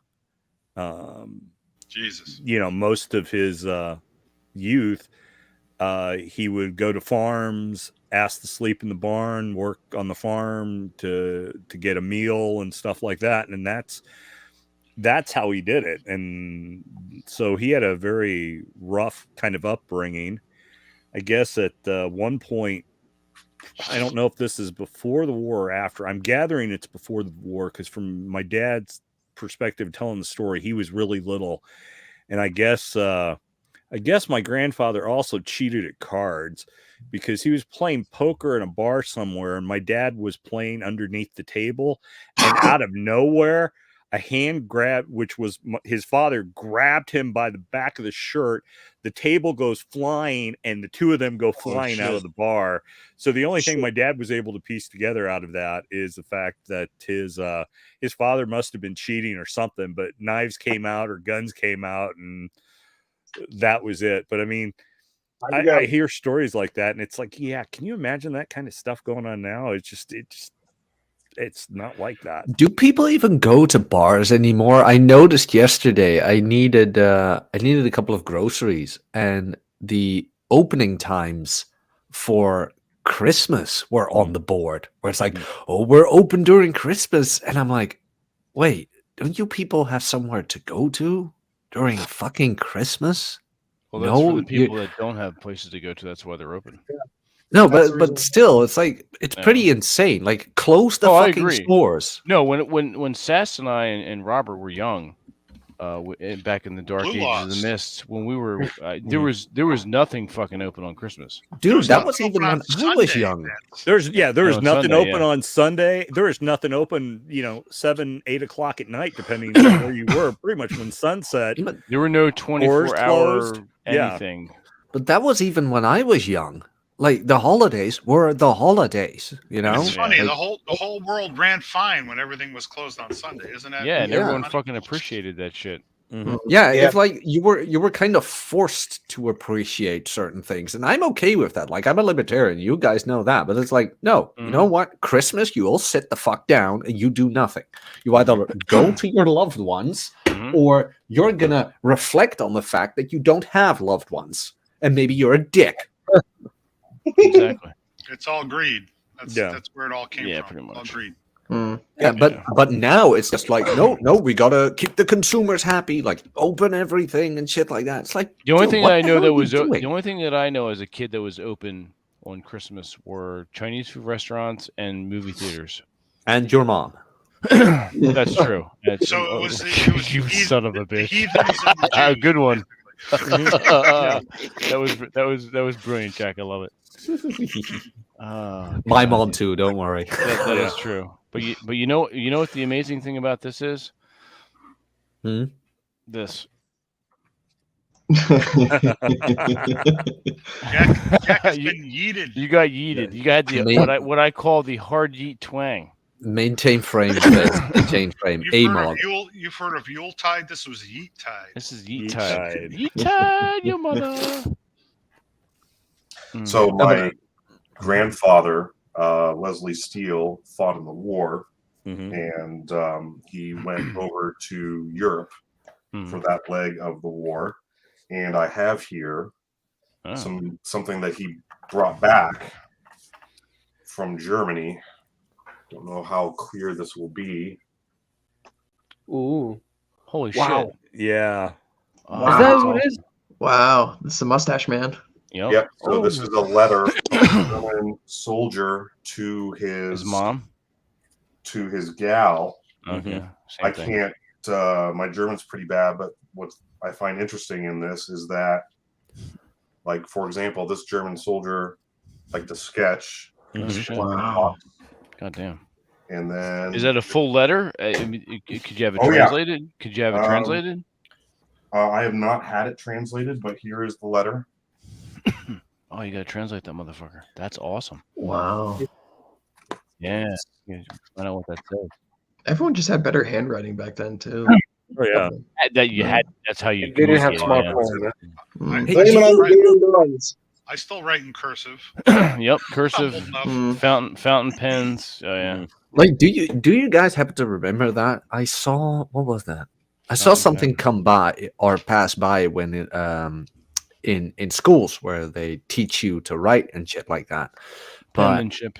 but Nice. everybody needed to have the same sort of handwriting. And I remember a classmate of Oh, there you mine go.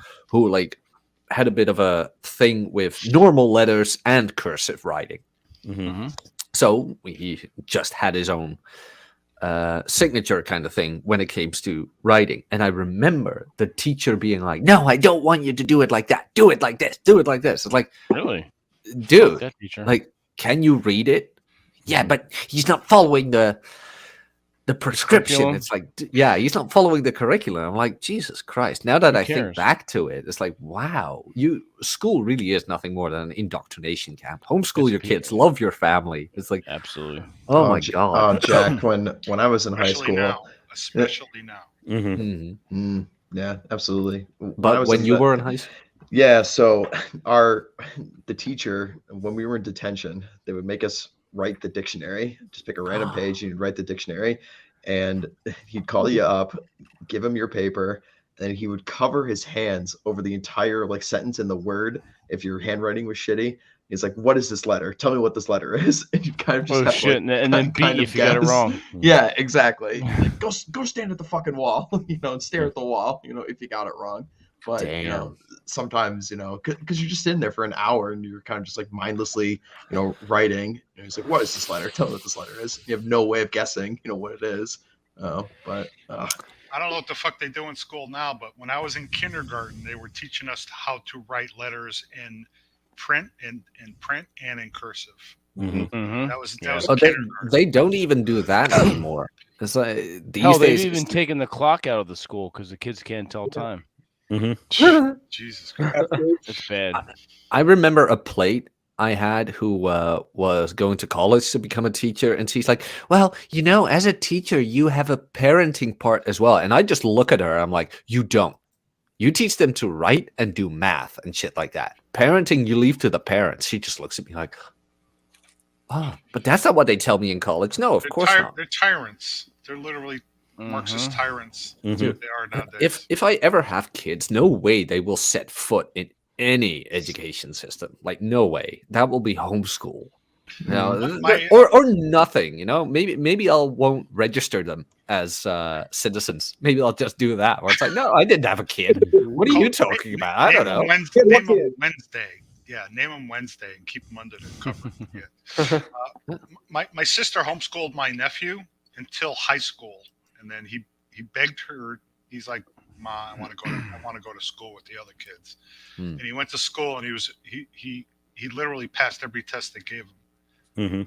He was literally they just stuck him right in the AP courses. He was so smart going So into above high school everybody. after being homeschooled up until 8th grade.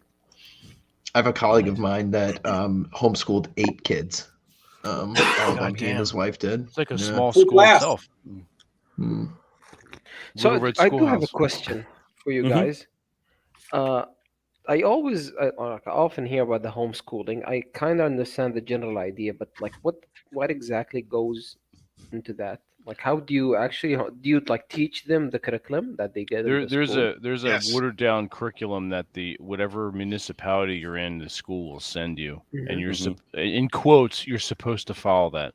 They have to pass tests, but you Yeah. can teach your kids whatever you want. Yeah, at your Teach them speed, way at your above. leisure. Yeah, you can teach them way above the level for their age that would be acceptable in public schools, but they have to just be able to pass the tests, which are that just are required by the ridiculously state. easy. Yeah, I would teach them to write, to do math, and to do sales. Just do sales, kids. Do sales. You will never go without a job if you can do sales. It's a mixed bag though, because I was homeschooled, and unfortunately, if you get the wrong kind of parent doing the homeschooling, there can actually be some psychological damage. this is true. So that's yeah. what happened to you. Emotional damage. I mean, well, it's not for everybody. Exhibit A. I mean, this is a bit of a nuanced thing where it's like just because you think something should happen doesn't mean everybody should do it. I mean, I am very much opposed to making anything's a bell curve. Yeah, I'm very much opposed to making homeschool the default. But I do know that for me, at least, I don't want to deal with the education system anymore. Well, never. I get it. well, the thing Say is, it would something. be. The taxes in the town where I raised my kids Mhm. they were putting out a minimum of $15,000 per year per student. Mhm. Jesus Christ. You know how well you can educate your kids for 30 grand if you got Oh yeah, Seriously. I mean, it's Well, unbelievable. and that's why the teachers unions do not want those tax revenues tied in to the students. They want them sent to the schools, so they've got complete control and complete indoctrination, as opposed to, you pay X amount in property taxes for the schools, and you can use it anywhere you want. And it's like having your mortgage rolled into your property tax, so you can't fight it. Well, and the when thing you're paying it all, is, trying to pay it off. without the gut, well, and that's the thing that gets me is how stupid people are. It's like, well, if you didn't have the government doing the schools, what would you do? It's like, it's real simple. Well, you did 200 years ago. Yeah, you live in a housing What the fuck? edition. You get together with your neighbors, and it's like, okay, let's hire a teacher to teach our kids, and it's real simple. It's the same way roads got built and canals got built and anything else got done before government got involved. Let's see, John Trumbull. Another thing too, Robert. Another thing too, Robert, is that you can. I'm sorry. No, go ahead. I was going to say another thing too is that you can pool who's good at what, so that if someone's good at math, then okay, you have to go to math class, and everybody, all the homeschool kids go there, and somebody's good at history. You have all the kids that are homeschooled go off and learn history from the other person, and basically you go from one house to the other. Right. I'll add 2 points to that. John Trumbull, one of the founding fathers, by the time he was 4 years old, he had read the whole Bible from beginning to end. By the time he was 14 years old, he was like the ambassador to some country somewhere else. Nice. My dad was in the month of September in his senior year, was drafted out of high school for World War II in 1942. His math skills were so high, they stuck him right in with the midshipmen, gunnery training, and made him fire control on a light cruiser. Now, fire control is the guy that tells you where to put the rounds on target. Yep. Okay, they had those computers with all the gears and everything. So again, things are different now, but back in the day, there was a whole lot. People were a whole lot more smarter, and just because they didn't have electricity doesn't mean these people were not brilliant back in the day. Guess what subjects Madison I end up was like teaching? what, 21 when he signed the Declaration of Independence? Some of them were teenagers. Yeah, James it's Madison like, I mean, was you 19. have to Yeah. you have to 19. remember that those guys would die for what we have today. that's what they did, so that like future generations could be more comfortable. Well, I know what you're saying. Like we used to do more, yeah, but what is there to do now? Everything is taken care of. They actually didn't care about comfort. What they cared about was freedom. That was that mostly. That mostly. Well, gee, what was George Washington and a group of Continental soldiers doing this evening, not too far from where Vince is probably slaughtering sitting? Hessians. Their asses. Yeah, freezing to death. Valley Forge. I worked 10 minutes from the battlefields. Yeah. If you would have given those guys a hot shower, that would have never happened. They were just pissed off. 5,400 colonial soldiers who were starving to death, didn't have proper clothes, crossed the Delaware in a freezing blizzard. Yes. Yep. In the middle. Thank God for child labor. The indispensable man, George Washington. Yeah. There was a book written, I don't know who wrote it, but it was called The Bulletproof George Washington. Mm-hmm. It was about when he was a lieutenant colonel in the militia, when we were still, friendly, with the English. And it was some battle with the Indians. It was kind of an amazing read. It was written with testimony from eyewitnesses. Mm-hmm.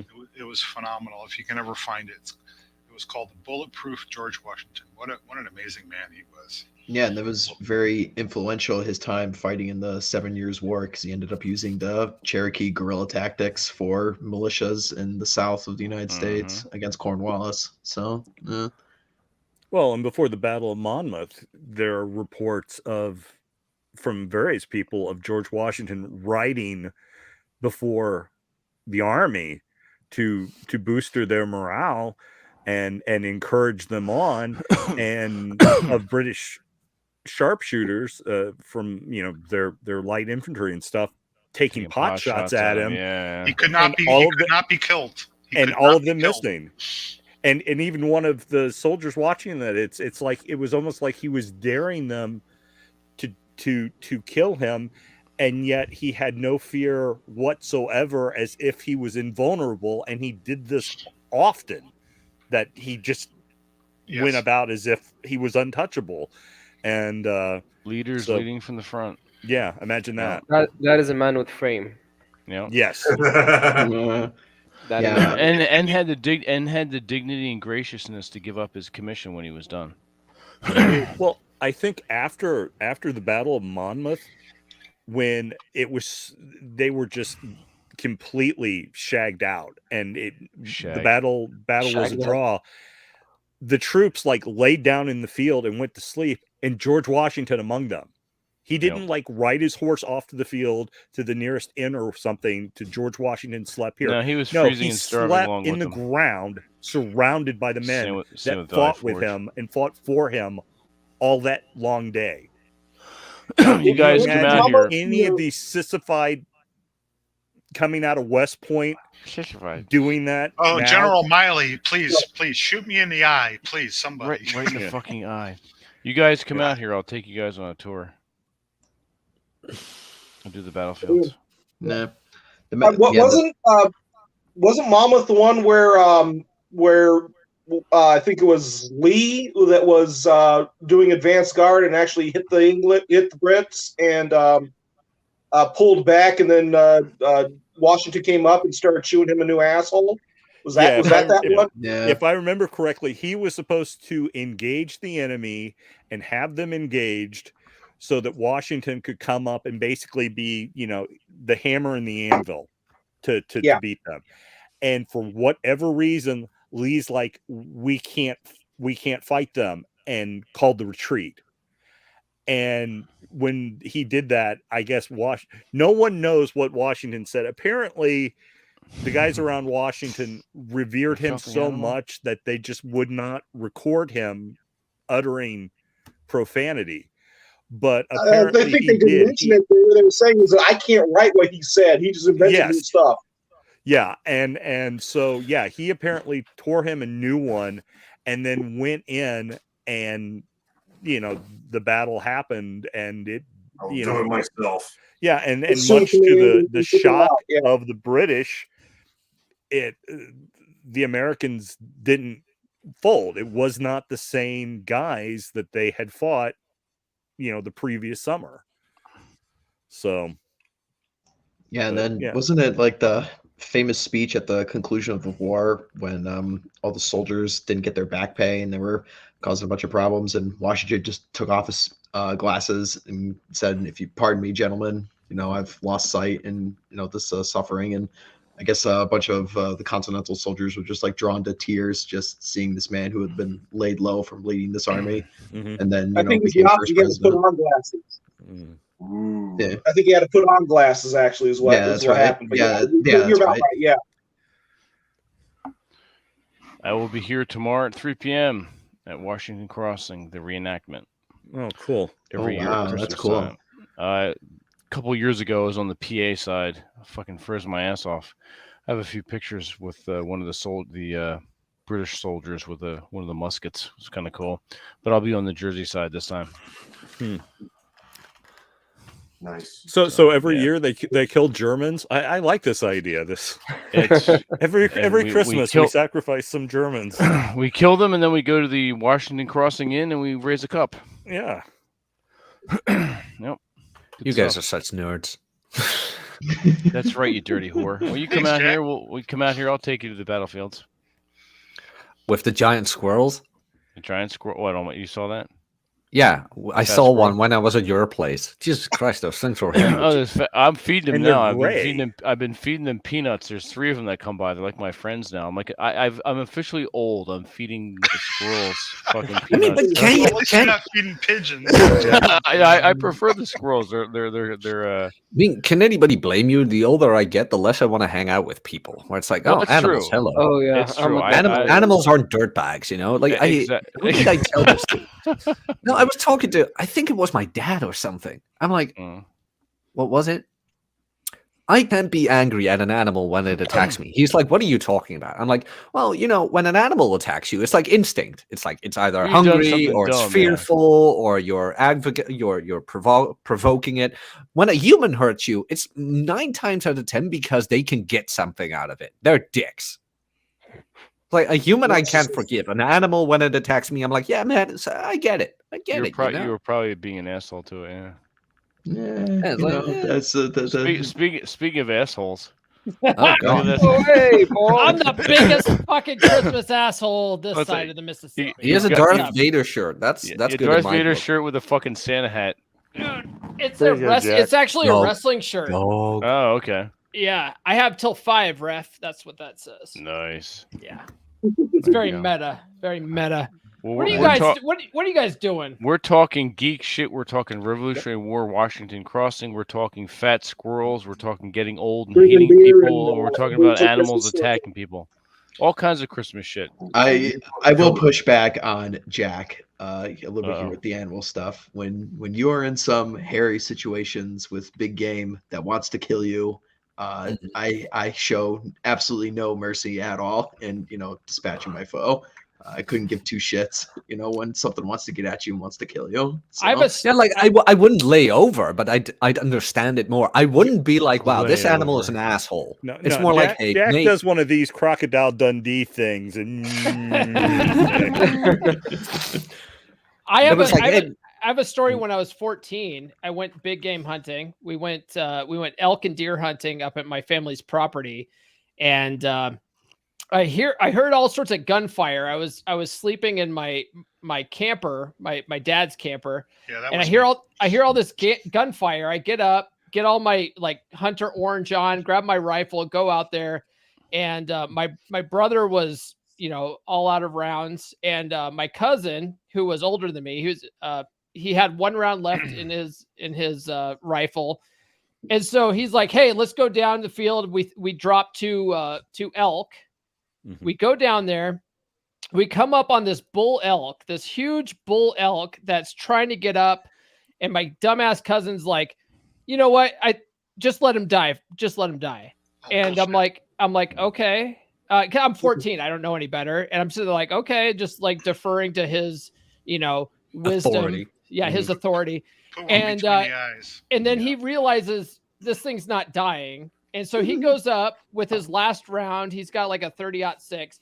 He points the rifle at the head of this elk, turns his head, fires, misses. The elk just sits there for a second, realizes that I'm not dead, and then goes, "Fuck you, motherfucker!" Gets up and charges my cousin. And you can't blame the elk. Oh no, you can't. You can't. And my can't cousin, blame the elk. my cousin, I've never seen this motherfucker run faster than this in my life. He's like a hardcore smoker, hardcore drinker. I've never seen this guy run as fast in his life. And he's like, "Shoot that motherfucker!" And so I'm like, "Oh fuck!" A 14-year-old kid. I'm like, "Oh fuck!" And like with my rifle, I shot the front shoulder out because I just remember my dad saying, "Shoot their shoulder," and I dropped this elk, saved my cousin's life, and I will never let that motherfucker forget that. I think I'd be cheering for the elk. In all honesty, I'd be cheering for the elk. Yeah, you deserve what's coming, you know. Turn your head. Just it was the dumbest thing ever. Yeah. So I'll piggyback off of you here, Paul. Yep. So, We all survived somehow. That's the funny part. Absolutely. So 15 years ago, I was on a safari in Tanzania with a bunch of family members, and we were, imagine, just like grass in your lawn, but if you don't cut it, it grows really tall as shit, right? Mm-hmm. And so you've got grass, it's about 6 feet tall, 7 feet tall. You can't see shit over it. And we're hunting Cape buffalo, and there's 6 guys just hiking through this tall grass stuff. And you finally find a little spot in a clearing, and everybody pulls out all their rifles because you don't take one shot, you take multiple shots. It takes 9 shots to bring down one of these big motherfucking bulls. And every time you shoot it, the thing wants to get back up, and it's looking at you. It wants to kill you. It wants to run at you. Is that all you got? Yeah, really. It's just a hair-raising experience because you're just at such close quarters. You can't see shit around you. You hear these other, buffalo that are running around. It's just fucking madness. And then I actually got my guide, who I'm still in contact with out there, got gored 3 weeks ago. He was on he took a client out there, and it got him in the thigh. He lived though, and he killed the buffalo. So revenge, retribution. Yeah. Can you imagine what it was like back, like in the old prairie, the old plains, the Indians shooting these things with arrows and shit? Yeah. When Ryan Stone was young. Back in Aaron Clary's day, chasing them on horseback with the yeah. Can't even imagine that. You know what's funny? Aaron Clary's a pup. He's just a pup. Yeah, right. You know what's funny is I took a class in college, and it was on American Indian history, but it was you went to college. I did, yeah. Jesus Christ. So yeah, you look okay. I came out not as a liberal. It's weird, but. So the best class I ever had was this American Indian history class, but it was from the perspective of the Native Americans. Mm-hmm. And one of the things that this instructor taught us, he was basically Indiana Jones. He would come in, teach part-time, and he was an archaeologist. Oh, so you write "Love Me" on your eyelids? I did, yeah. I got an A in the class. Top man. Top man. But one of the things that he was mentioning was how there's this idea that Indians they used every piece of the meat and they never let anything go to waste. He goes, that was absolute bullshit. He goes, back in the old days when they were hunting like mastodon and shit, they would drive them off cliffs, and they would drive entire herds off cliffs and take what they could use, but the rest would just rot there. Mm-hmm. So that was something that was like eye-opening for me. I was like, oh wow. Because they didn't always have horses. They didn't get those until the Spaniards came over. The virtue signaling on behalf of indigenous peoples is beyond, Yeah, horses weren't invented until 1900. Don't you know? Beyond reality. Yeah. Until the Spanish came, at least. The Indians used to kill the shit out of each other. Oh yeah. I mean the wars of the tribes. Very brutal. Very brutal. Oh man, you think Whitey was bad with slavery? You want to talk about war crimes? Holy shit. Holy shit. Well, and the thing is, some of the names we know for various tribes we got from the other tribes, which basically name them, it's like, oh, who are these people? Oh, those are the fuckers. Yeah. Those are the fuckers. That's who they are. It's like, okay, so yeah. Pocahontas, fucking whore. The Victors write the history. That's been true, to, since the beginning of time. Yeah. You're right, Robert. Apache is not even like the actual name they have for themselves. It was what the enemies would call them. Mm-hmm. Yeah. Well, And the name just Apache, stuck. Sioux, Mhm. there are several like that, and even Mm-hmm. so British. And when you Dutch. look at where some of these tribes came from, Dutch bastards. the Lakotas were further toward Minnesota in that region earlier in their time period, but they kept moving west because they were forced to move west, not by other white men, but by the Iroquois nation and other tribes, in that part of the country. So yeah, they were constantly doing stuff with each other and to each other, and it's like and to this day, what's funny is the animosity that certain tribes still have. I mean, Dakota and the Crow do not like each other. They don't. My ex used to teach on the Crow reservation, so of course when they get to You're breaking up real bad, Robert. Okay, when they my ex used to work on the Crow Indian reservation. Is that better? Yeah. Okay. And whenever they would get to the part on in American history talking about like the Indian Wars and the defeat of Custer at the Little Bighorn, all the proud Crow boys in her class were like, yeah, the Indians, yeah, we really did that to them. And then she had to point out, it's like, you do realize that your ancestors were their scouts. You were fighting on the side of Custer, not the Lakota. But it doesn't matter, but it's almost like revisionist history. Yeah, but yet when you get the two of them together, they do not like the fucking Crow. Lakota just do not like them, and the same and vice versa. And of course, the Crow reservation is fairly good size versus the Lakota, but that's because they sided with the victors, so they got a little bit more land out of the deal.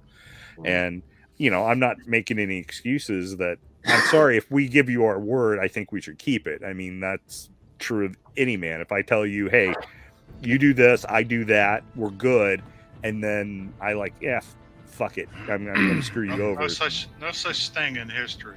No such thing. But especially not with nations and not with governments. Yeah, I don't want to virtue signal for the white man or nothing, but when they called them savages, there was a reason why they called them savages. Yes, there's no such thing as a noble savage. Yeah, yeah. Bullshit. Again, the whites thought they were noble. Yeah, the Karens of the time. Yeah. You see these heathen savages. Look at all this land. Yeah, we should Christianize them and all that other shit that went on. Right. Mm-hmm. Yeah, it was a slaughter. In the end, but. That's why all these arguments are just complete, fucking bullshit. Like, oh, this is indigenous land. And it's like, well, you guys, conquered it from other tribes before you and other tribes before them. It's like, all right, are we going to give this land back to the Clovis people? Yeah. because who fucked them over? People should just shut up, in all honesty, because as I just mentioned, like you guys were mentioning Washington and all those guys, I'm sorry, but they would kill for the comfort we have today. They would. Say whatever you want, they would. Where it's like hot showers, roof above your head, clothing, you name it. And the only reason people whine and hats. Yeah, but the only reason people whine and complain right now about indigenous people is because they've got nothing better to do. It's like, hey, you want to trade? You want to give up your land? You want to live in a box? Go ahead. Have fun. You know what though, Jack? You went to Philadelphia recently, right? Yes. Did you go to Valley Forge? No, we didn't. I don't believe we did. We didn't have time. No, they did go to some bar and have White Claws. I'm pretty sure there's a picture of that. Oh on the my internet. God, pussy! No, Gaylor. We did. Well, to be fair, hang on. To be fair, none of us had tried it. Jack said, "Hey, you know what? Let's see what all this fuss is about." And he offered to buy all of us blackberry White Claws.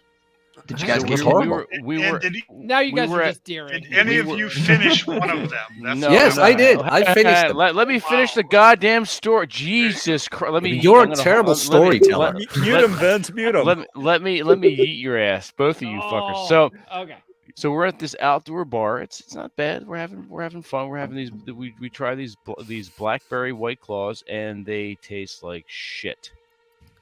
So Rob and I don't finish ours. Jack's like, all right, and why paid for these? And he winds up finishing both of ours plus his own. Didn't I finish? Like, one of you threw one out. I think I finished two, but I finished them nonetheless. You did. And now I know what it feels like to be an alpha male. It's like now I know how Myron feels like. It's Well, like, you also know how you get to kicked off the drink podcast? either Vince or We Rob's totally got backwash. kicked off the podcast. And you but drank no our wonder, backwash. no wonder those girls are pissed off. Like Well, they- that. they're If you drinking- ever they're drinking wondered piss. if you ever wondered what tasteless tastes like, that's it. Exactly. It's like no wonder these hoes are mad. If I wanted Those that, are I'd just mad. call your mom, Jack. I tried one a long time ago. My nieces are like, "Hey, did you ever what?" I'm like, "No." They're like, "Here, have one." I'm like, I took 2 sips. I'm like, "Yeah, I'm gonna go drink a glass of milk." It's No, like flavored, imagine- flavored ima- water. Flavored water. Just imagine if not even Myron flavored would give water. these girls actually something nice to drink. I think those girls would be way more pleasant. Like, here's an apple juice. Jack, you know? would you mind reading that? How do I get the girls up? What's a good business idea? Andrew asked for $2. Thank you very much. Well, how do you get the girls? Andrew Cappy's channel is on the other side. Where this is Exactly. not Cappy's channel. Like, But I appreciate the $2 anyway. He's being Andrew, facetious. you buy them flowers, and a good business idea is drop shipping.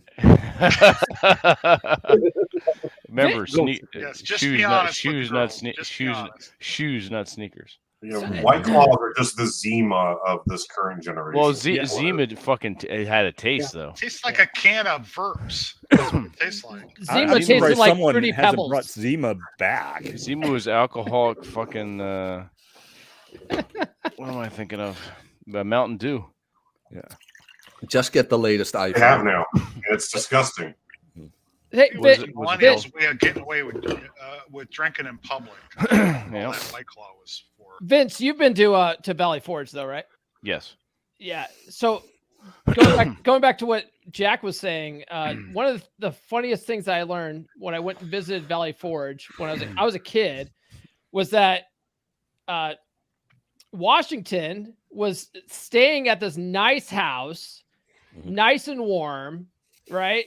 Fireplace, everything like that. But the troops were like having to cut off their toes and shit because they were staying in these shacks and they had no warmth or whatever. They were all getting frostbite. Shitty blankets. Yeah. They were half naked, some of them. They were Yeah. literally half naked.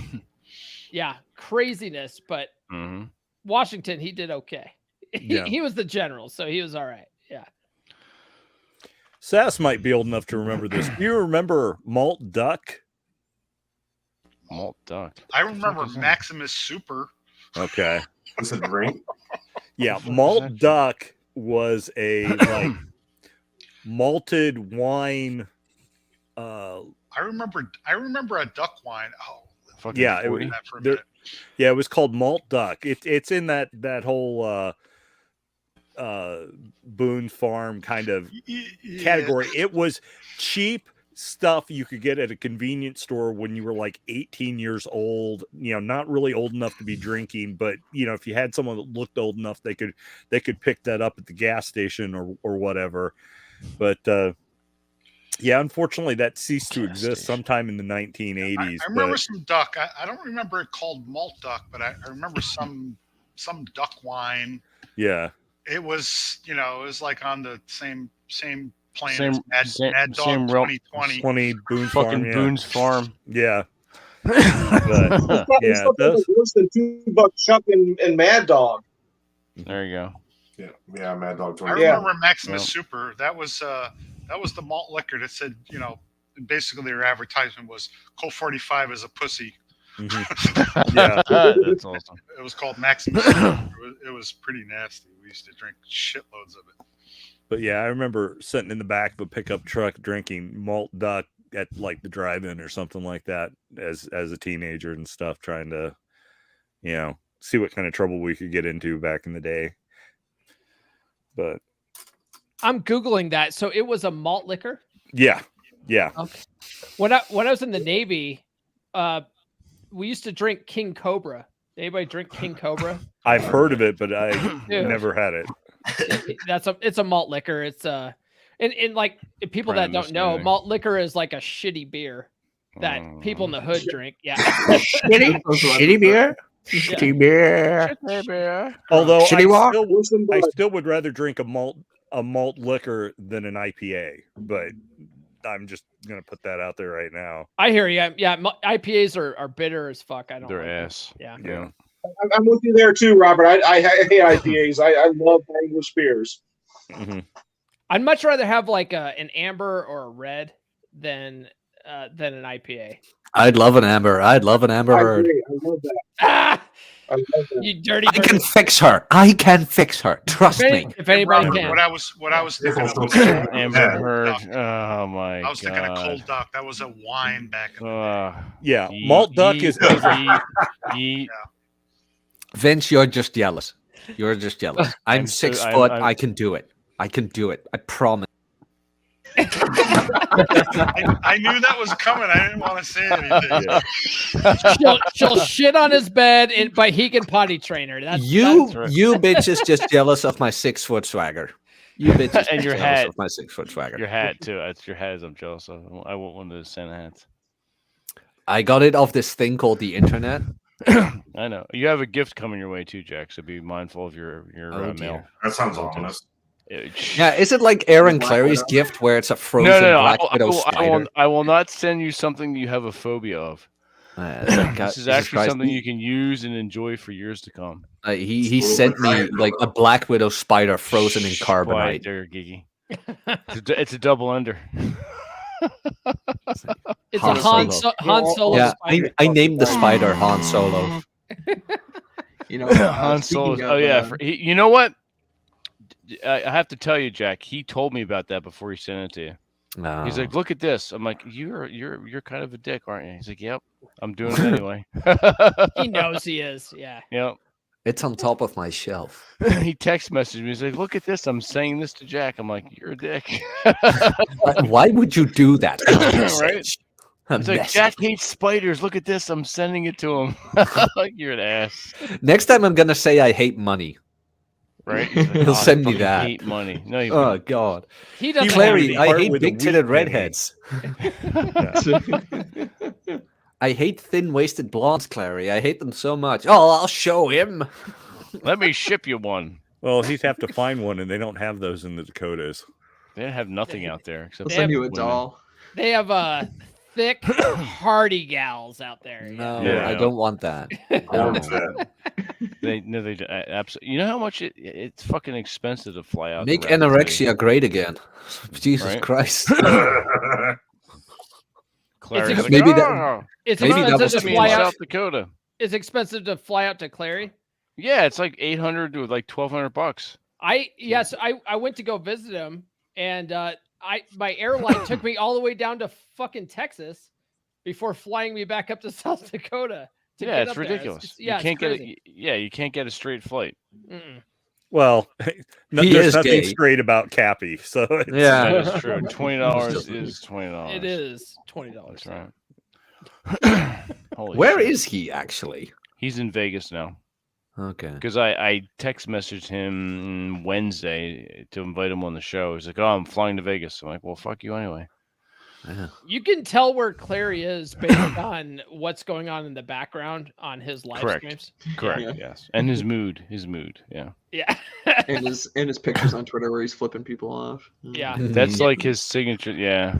If he's he's got his normal black background or whatever he's in South Dakota. If he's got anything else, it's Vegas or probably visiting someone's couch. Yeah. So Beating what dogs. belts do you have on the back of your wall there? I have back here is the NWA World's Heavyweight Championship belt, and then over here is the AEW belt. Are they replicas or did they actually belong to? They're replicas, dude. I'm not a wrestler. Yeah. Jack is sighing. But on this wall over here, I have autographs from guys, and the lower one there, I just went down to Salt Lake City, and I met Diamond Dallas Page. Oh, cool. So I have his autograph, and then the next I hear morning, he's a good guy. yeah, he is in his I read one of his books, really good. And then the next morning I hung out with Rob and we went to breakfast. So Rob's a good guy. So met him in person. Yeah, he's probably doing blow off the ass of a stripper right now for Christmas. That's Rob. Yeah, clearly that's what he does. Maybe two. One to make the line and the other one to be the table. So, Rob's picture, what was it like? Man, maybe a month ago, where someone asked, like, "Hey, what's your happy place?" And yes, it was him banging a chick. Like, yes, yeah, that's pretty funny. Like, That's dude, everybody's happy place. Make that your Yeah. profile picture, bro. Yeah, that was hilarious. Yeah, that was pretty funny. Indeed. And very Rob. Yeah. Oh yeah. And Rob makes good breakfasts. Does he? Ooh. He does. Yeah, he made one for TJ and I. Really? Now I'm Yeah. looking forward to coming to the States, honestly. Yeah, I'm Rob's planning going to make a really great wife someday. Someday he makes a great one now. That motherfucker. Mish, like I don't want to entrench on your territory, but if you would ever be open to it, I would love to come and visit you there. It's like the land of sand. Yeah. Dude, you can apply for a visa in like 5 minutes. Literally. Nice. It Oh, doesn't If you'll take much. if you'll Just ever go if to you'll the ever website. trust me enough, I would love to come visit. We can work out. That would be cool. Dude, Where you can come over. That's pretty where are gay. you, Mish? Where are you? I'm in the capital in Saudi Arabia. Oh, in Yeah. Saudi. Okay. Oh. Yeah, we first time we had you on, we were talking about maybe having an MG gathering, The land of masculine geek sand, gathering in the sand or something. Yep. I've never been, Honestly, I've never been to Saudi, but I've been to Dubai. dune. Yeah. I've been to Dubai and Bahrain. Yeah, Dubai and Bahrain is more expat friendly because they have alcohol and stuff, like a nightlife. But Saudi doesn't have the nightlife that usually these countries has. But if you're looking into visiting something historical, you want to see something, about the culture, there's a lot of stuff in here. I want to learn to run And, a table. Yeah, and alcohol is easy to get. It's kind of expensive, but you can get it if that's your thing. When I was in Bahrain, getting alcohol wasn't that easy. Well, it was easy because it was on the base, because I was in the on the Navy base. Oh, But where was that? in Dubai, you could go to like pretty much any hotel, and they had bars and stuff at the hotels. Oh, wait. Well, when was that? When you were in Bahrain and it was hard to get alcohol? That was in 1998. Oh yeah, Back in his day. Back in my day, Sonny, Jim. Yeah. Yeah. Now they have alcohol shops. You can look it up online. You can order it and they will deliver it to you. Ah, okay. I when I was in Bahrain, the coolest thing that I remember though was going to the souk and buying a fake Rolex. Yeah, that was fun. Yeah. We even have that over here. Yeah, I'm sure. Yeah. It's pretty slick Rolex. I had that for a couple of years. It was actually very reliable. So Jack, I'm planning to buy a place in the next month, hopefully. So if I move into my new place within, I don't know, 2 months, you just hit me up and let me know when you want to come, and you can come crash over here. Is Jack still here? He must I have don't stepped know. away for a minute. Way. Oh, I thought he was here. Sorry. Ask her. Vince and I'll come over instead. Yeah, just let me know when you hell guys with want to Jack. come to. So No, we can that'd plan be something out. really cool to do. But like, if you're planning to come to Saudi, like the best time to come, it's between November to March. So that's the best weather. Like from May until August, you want to avoid it because it's super hot. So. Gotcha. Yeah, being in the Middle East, in 1998, when I first got there, I got to Bahrain. I came from England, and I was wearing a turtleneck, and a leather jacket.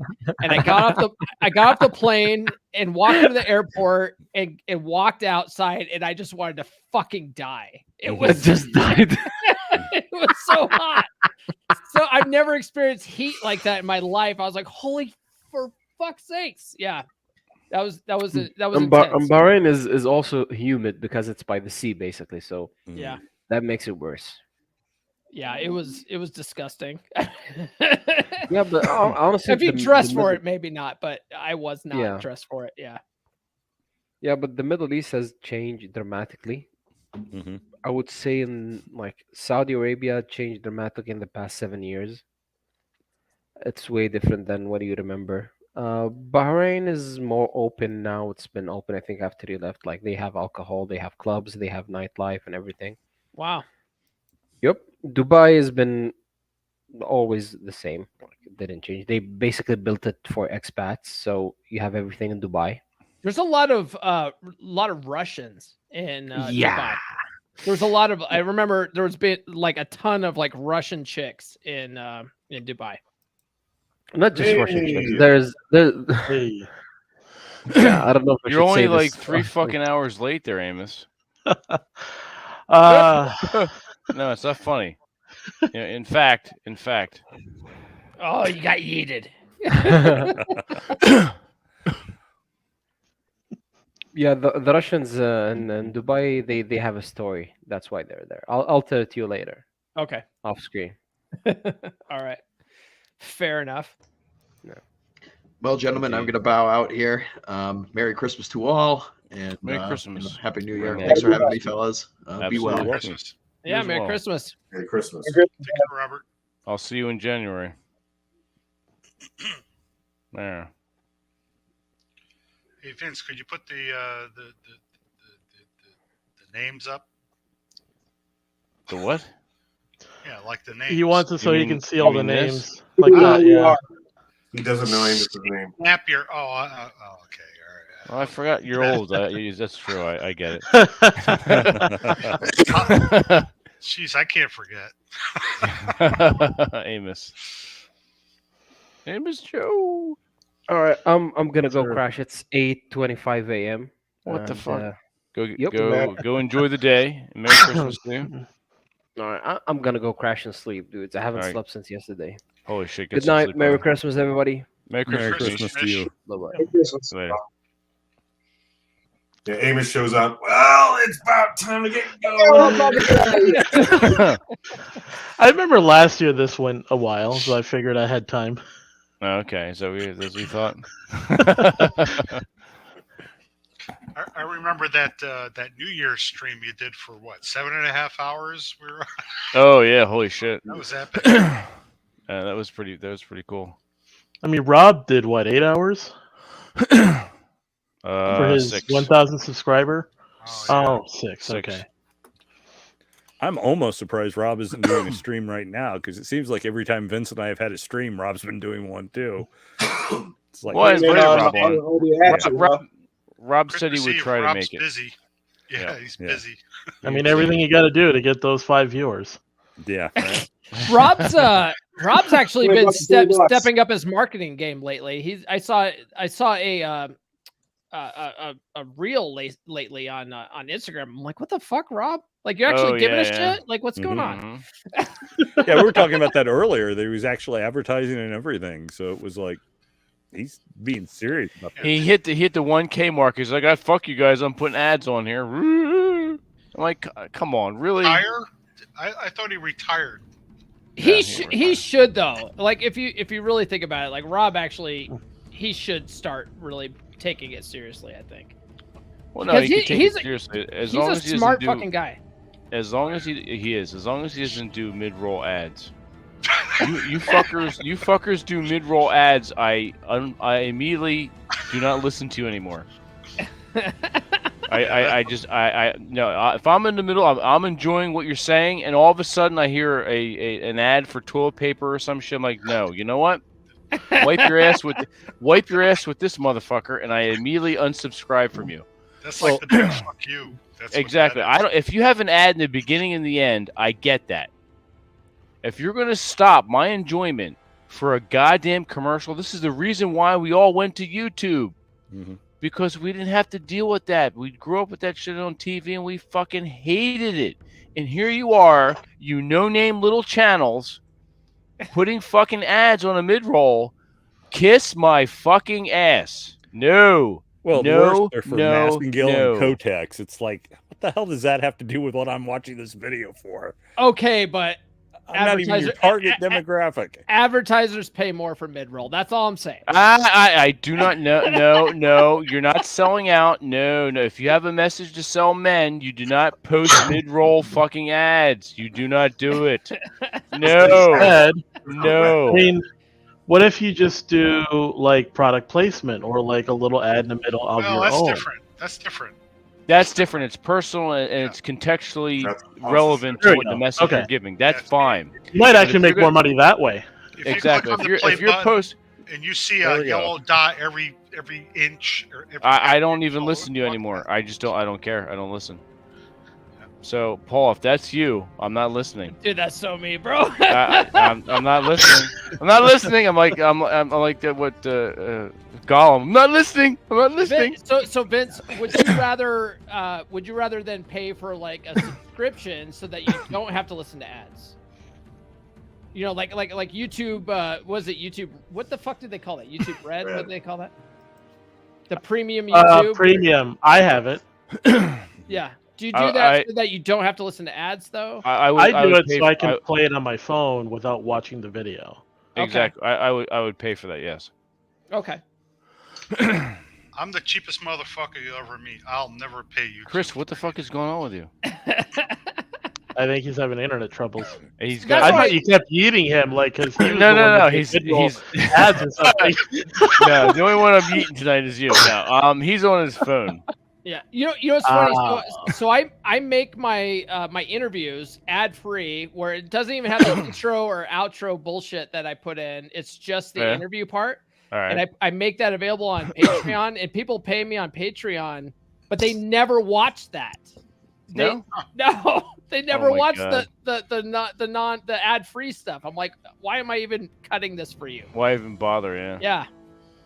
Well, who cares? Right? Yeah. Pretty much. I mean, there are people out there that have 27 subscriptions. They don't even freaking read anything. Well, I talked to Clary about that, and he was saying that people will buy his courses and they'll buy his books, but they will never read the books and they will never actually go through his courses. But they feel better because they paid the money. It's like, well, yeah, it's like they already did something, so they're done. They think they're going to get it through osmosis. That's a form of virtue signaling, I think. Well, it's hilarious to me, but I'm like, whatever, man. Like, hey, whatever. Who reads Clary's books anyway? I've actually read. I read them all. Actually, I've read a couple. You haven't. Shut up. You bought them. No, I have 3 or 4. I have actually one of the best of where he put the pinup girls in between. It's Captain Capitalism's. I'll get it and show you guys. But yeah, he hired this chick to do classy pinups. So in between each essay is a nice. Mary something or other. I think so. Yeah, with the big tits. Yeah. Oh, that's funny. Yep. I have a new strategy. I read the menu, and then I invited him on to interview him about it, and he was like, he goes, dude, you actually read the book before interviewing me? He goes, nobody reads that shit. They just ask me dumbass questions, but they never read the book. Well, it's funny. I have to read. I read all of Aaron's books now because he sends me his drafts to go over. Oh, okay. It's like right, you asshole. Sometimes I get the feeling people forget I exist. Where it's like, who are you? I read Cappy's book. Thinking of that. I read Cappy's books before I ever interviewed him. Ryan, same thing. He's like, oh, I sent the book out, but nobody ever read it. I'm like, dude, we did an entire show about your book, and I read it before you came on. Like, do you remember I'm here? It's like, hello. I actually put in the work, and this is how you pay me. Indeed. Chris, join on your you have a laptop, don't you? Or a PC? Where's Red Hawk? You gone?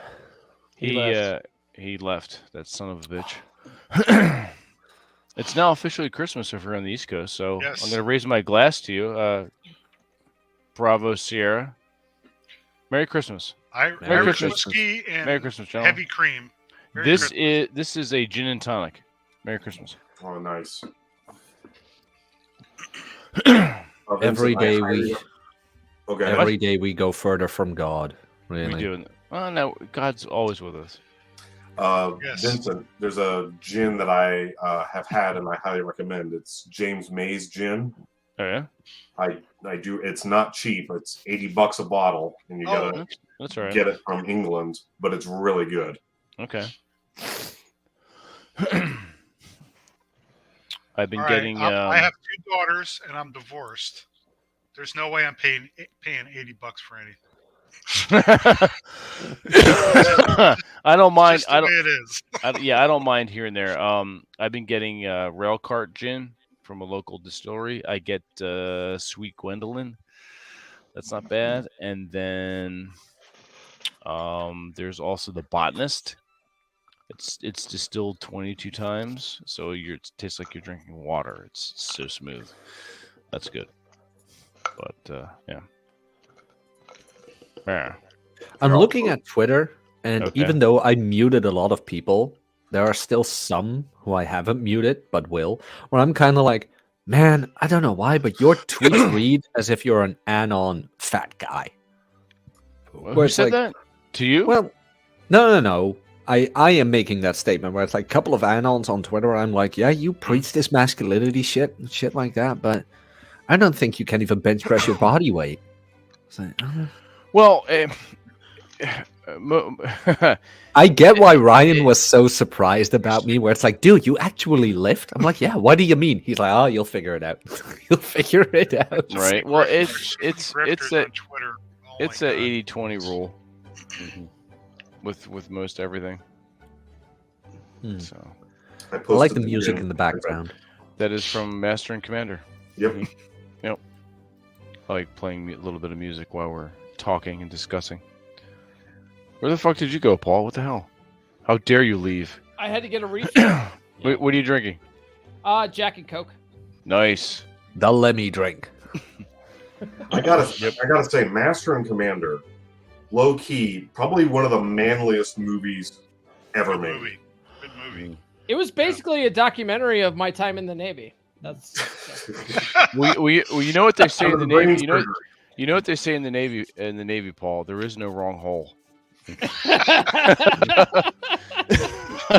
Well, I thought that was the Greek name. Oh my That's god. Well, that is the Greek Navy, yes. So you know, bend Never over. leave your buddies behind. Exactly, right in the behind. Yes.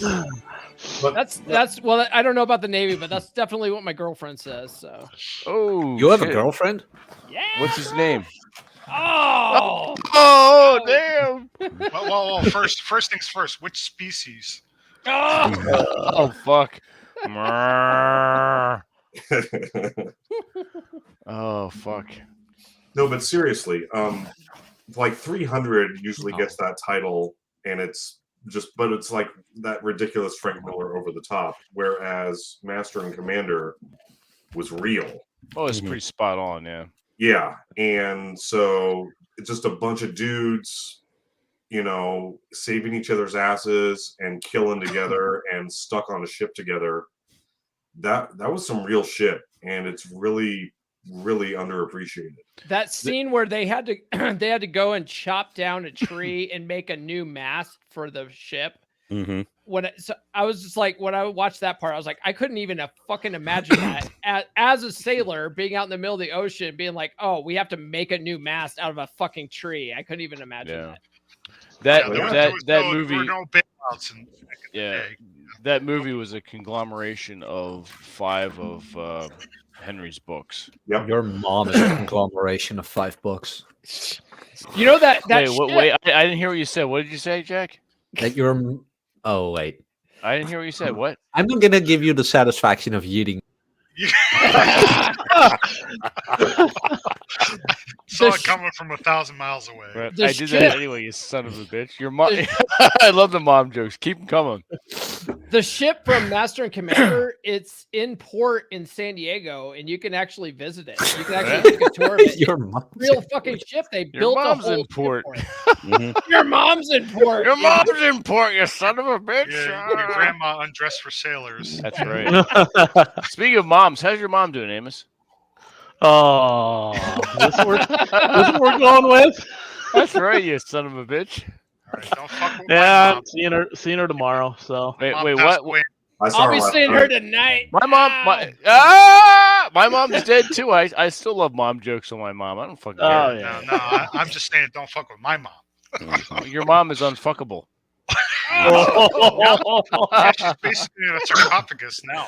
Well, Rob no would go wonder, for no it. wonder she was Rob a would go lousy for it. lay. Rob would put the cat with the wood on there. No, but like that might be the harshest your mom joke I've ever heard. Where it's like, man, your mom's just unfuckable. You know, I'm not even gonna bother. It's It's right. like, Your mom's unfuckable. it's like, geez, nobody would believe me. You know, nobody would be that sad. It's like, Right. wow, Exactly. wow. I'm not saying there's a connection here, but my mom died the same day as Queen Elizabeth II. So there you go. What? Really? Like Wow. the actual day or the It just anniversary? got dark. Wow. The actual day, the actual same day. Look, So I don't- can't bring, blame. don't bring us down like that. What I the hell's can't wrong? blame. Ah! Look, I'm gonna bring us up. You just brought us I down. can't man. What the fuck? blame. You eat your I ass. cannot blame Queen Elizabeth for dying after seeing her grandson. It's like if my grandson would act like that, I would die of shame too. It's like Meghan Markle, really? You married that bitch? I mean, come on. I'd That's have a pretty heart rough, attack. yeah. She was only mildly entertaining in this one show I watched called Suits, and that was it. Like it was just like, oh, like a romantic whatever. Like it wasn't even really that attractive. Like all the other female characters were way more attractive and interesting than her. She was just sassy and bitchy for no reason, and it wasn't like fun. And then she somehow falls in love with one of the main characters, and they get married and all this stuff, and it's like, whatever. Hey I guys, never heard of her until she married the What's up, prince. Chris? Hey. You on your laptop now? yeah, I'm on my work laptop. All right, good. That phone was just like bullshit. Told yeah. That was Hopefully your work doesn't have too much tracking software in there going like, what are you doing streaming? It's about 300 people, and it's a telecommunications company. So You're yeah, fine. Either You're way, fine. Yeah. Yeah, you're good. Stop causing problems, Amos. Now, best World War II movie in your guys' opinion? Ooh, that's a tough one. Saving Private Ryan was pretty good. I like that one. Well, Yeah, it wasn't the best though. yeah. It was very realistic with all the effects. I would say if you didn't say strictly movie, Band of Brothers is probably the best series. So like a televised show, yeah, anything televised. Band of Der Brothers. then. Untergang. The Great Escape. Ooh, that's a good one. Von Ryan's Express. Never seen that one. It's good. I've seen them all. Actually, In fact, the jacket that Frank Sinatra wears in that is the same one that Bob Crane wore in Hogan's Heroes. I worked with his John Baslin's nephew, who had the same name, John Baslin. Oh, from cool. Band of Brothers. Yeah. And it's funny because they did not consult the family at all for the filming of that movie. Whoa. Yeah. That's They possible. got the clearance to go ahead and make the movie, like the family rights. Mhm. But as far as like saying, hey, let's sit down with you and talk to you about your uncle. Nope, nothing. they didn't want to pay for that. No, they just made shit up. Yep. The Longest Day has actual real veterans who actually played their part in That was that. a good movie. So that's cool. another More like one. more like the one. I mean, that was long before CGI, Mhm. right? Yeah. Like the Piper who actually played in that one, that was the real Piper who stormed the beaches of Normandy, did exactly step by step what you see. Yeah. Oh shit. That's Speaking cool. of Longest speaking Day of was an before awesome movie. before CGI, I always tell my kids when something happens in a movie that was like pre CGI, I'm like, that guy actually died. that guy right there, he died for this movie. Damn. My kids actually believe They're that shit. traumatized now. They're just like, "That's horrible." Well, it's like I saw Vince tweeted about that Oppenheimer movie. What do you think about that one so far? crap. What you've been seeing?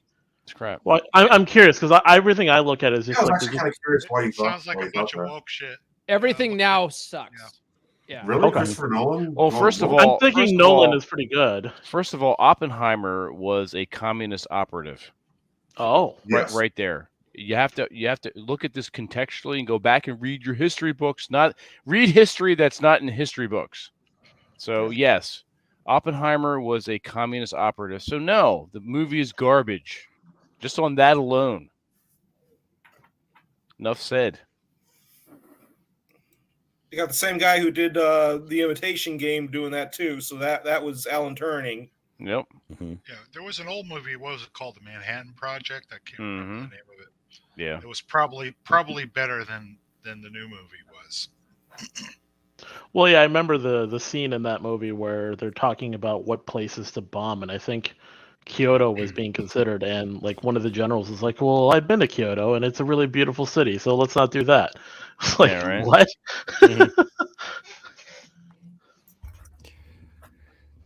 Yeah, as far as World War II movies, A Bridge Too Far is really good.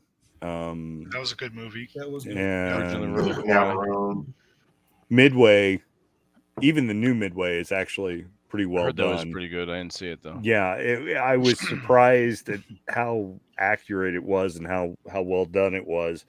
The original movie Midway is still a fun movie, but it has a lot of liberties in it. There's a lot of corn. There's a lot of corn. Yeah, In it. yeah, exactly. Tora. I remember seeing that at the drive-in when it came out. These movies were epic. I mean, the amount of people and resources that were used to create those old movies was beyond. I mean, there was no green screen. No. Did you guys ever see Pearl Harbor with Ben Affleck? Yes. No, I could not bring myself to watch it. You couldn't watch it? Yeah, I watched it. You did watch it. Yeah. So you know the scene where the Japanese Navy is like steaming towards Pearl Harbor and they're in like a battle group formation or whatever. I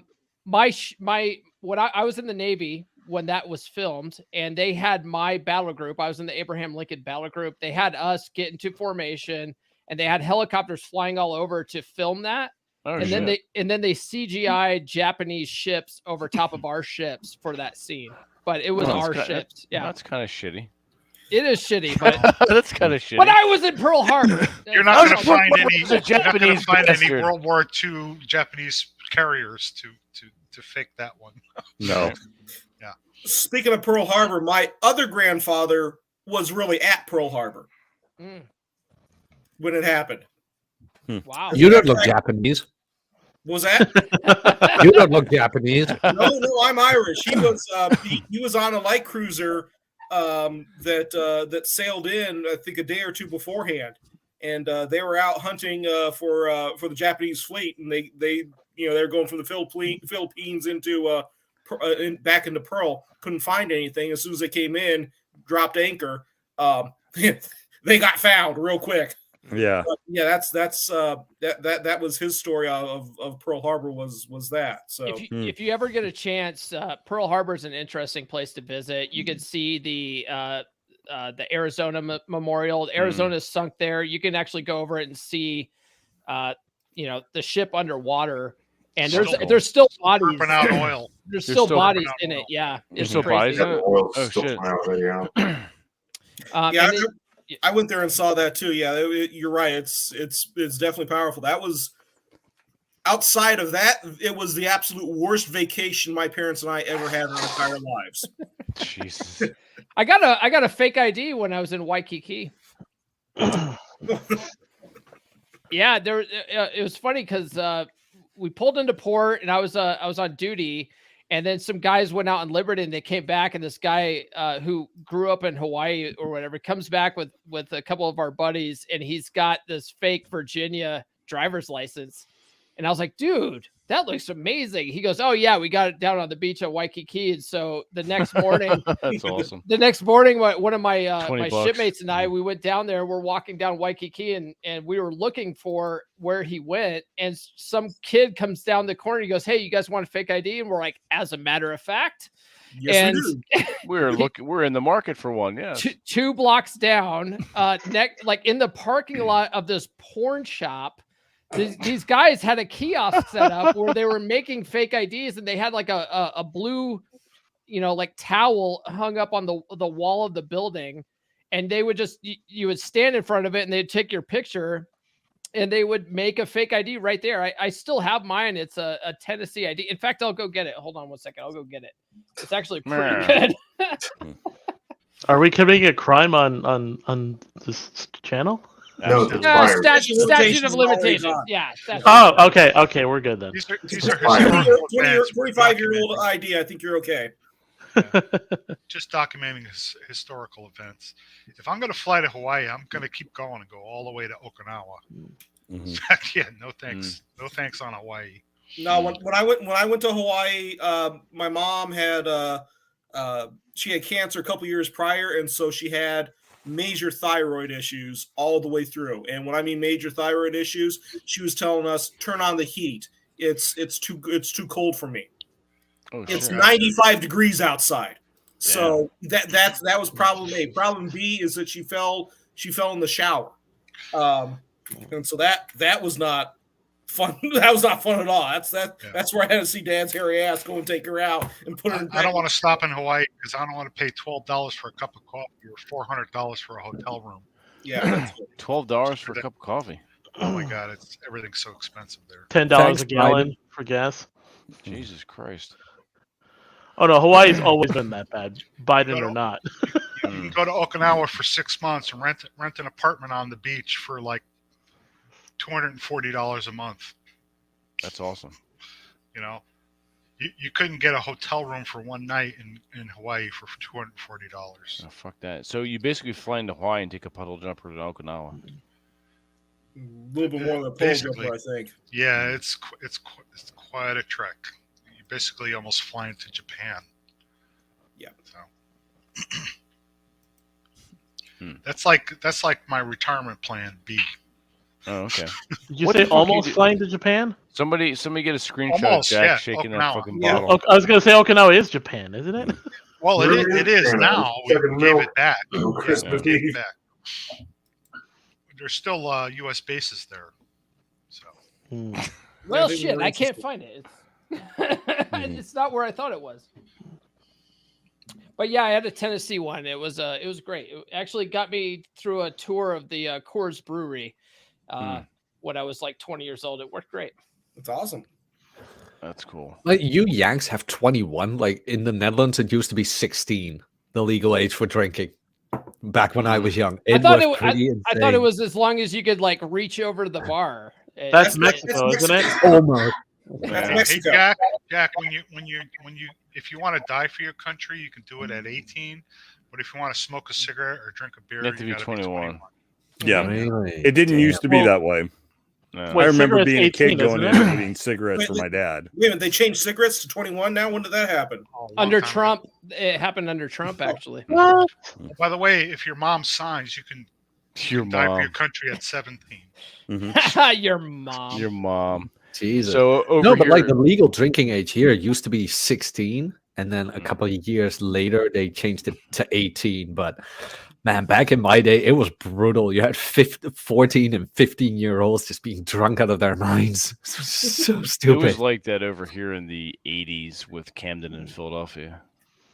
When the drinking age was raised, or 70s, when the drinking age in Pennsylvania was raised to 21, kids would come over to Camden to party because the drinking age was still 18. It was like that when I was stationed in San Diego.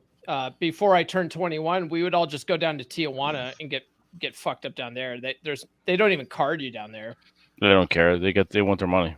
I didn't have to go anywhere. I was drinking in bars since I was 13 years old. When the law changed to 21, they carded wasn't that during Prohibition or some shit? Yeah, pretty much. when the law changed, they carded everybody. And I remember this bar I went to for like 7 years. The guy carded me, the guy that owned it, and he's like, he got pissed off. He's like, "You fucking just turned 21. You've been coming here for 7 years."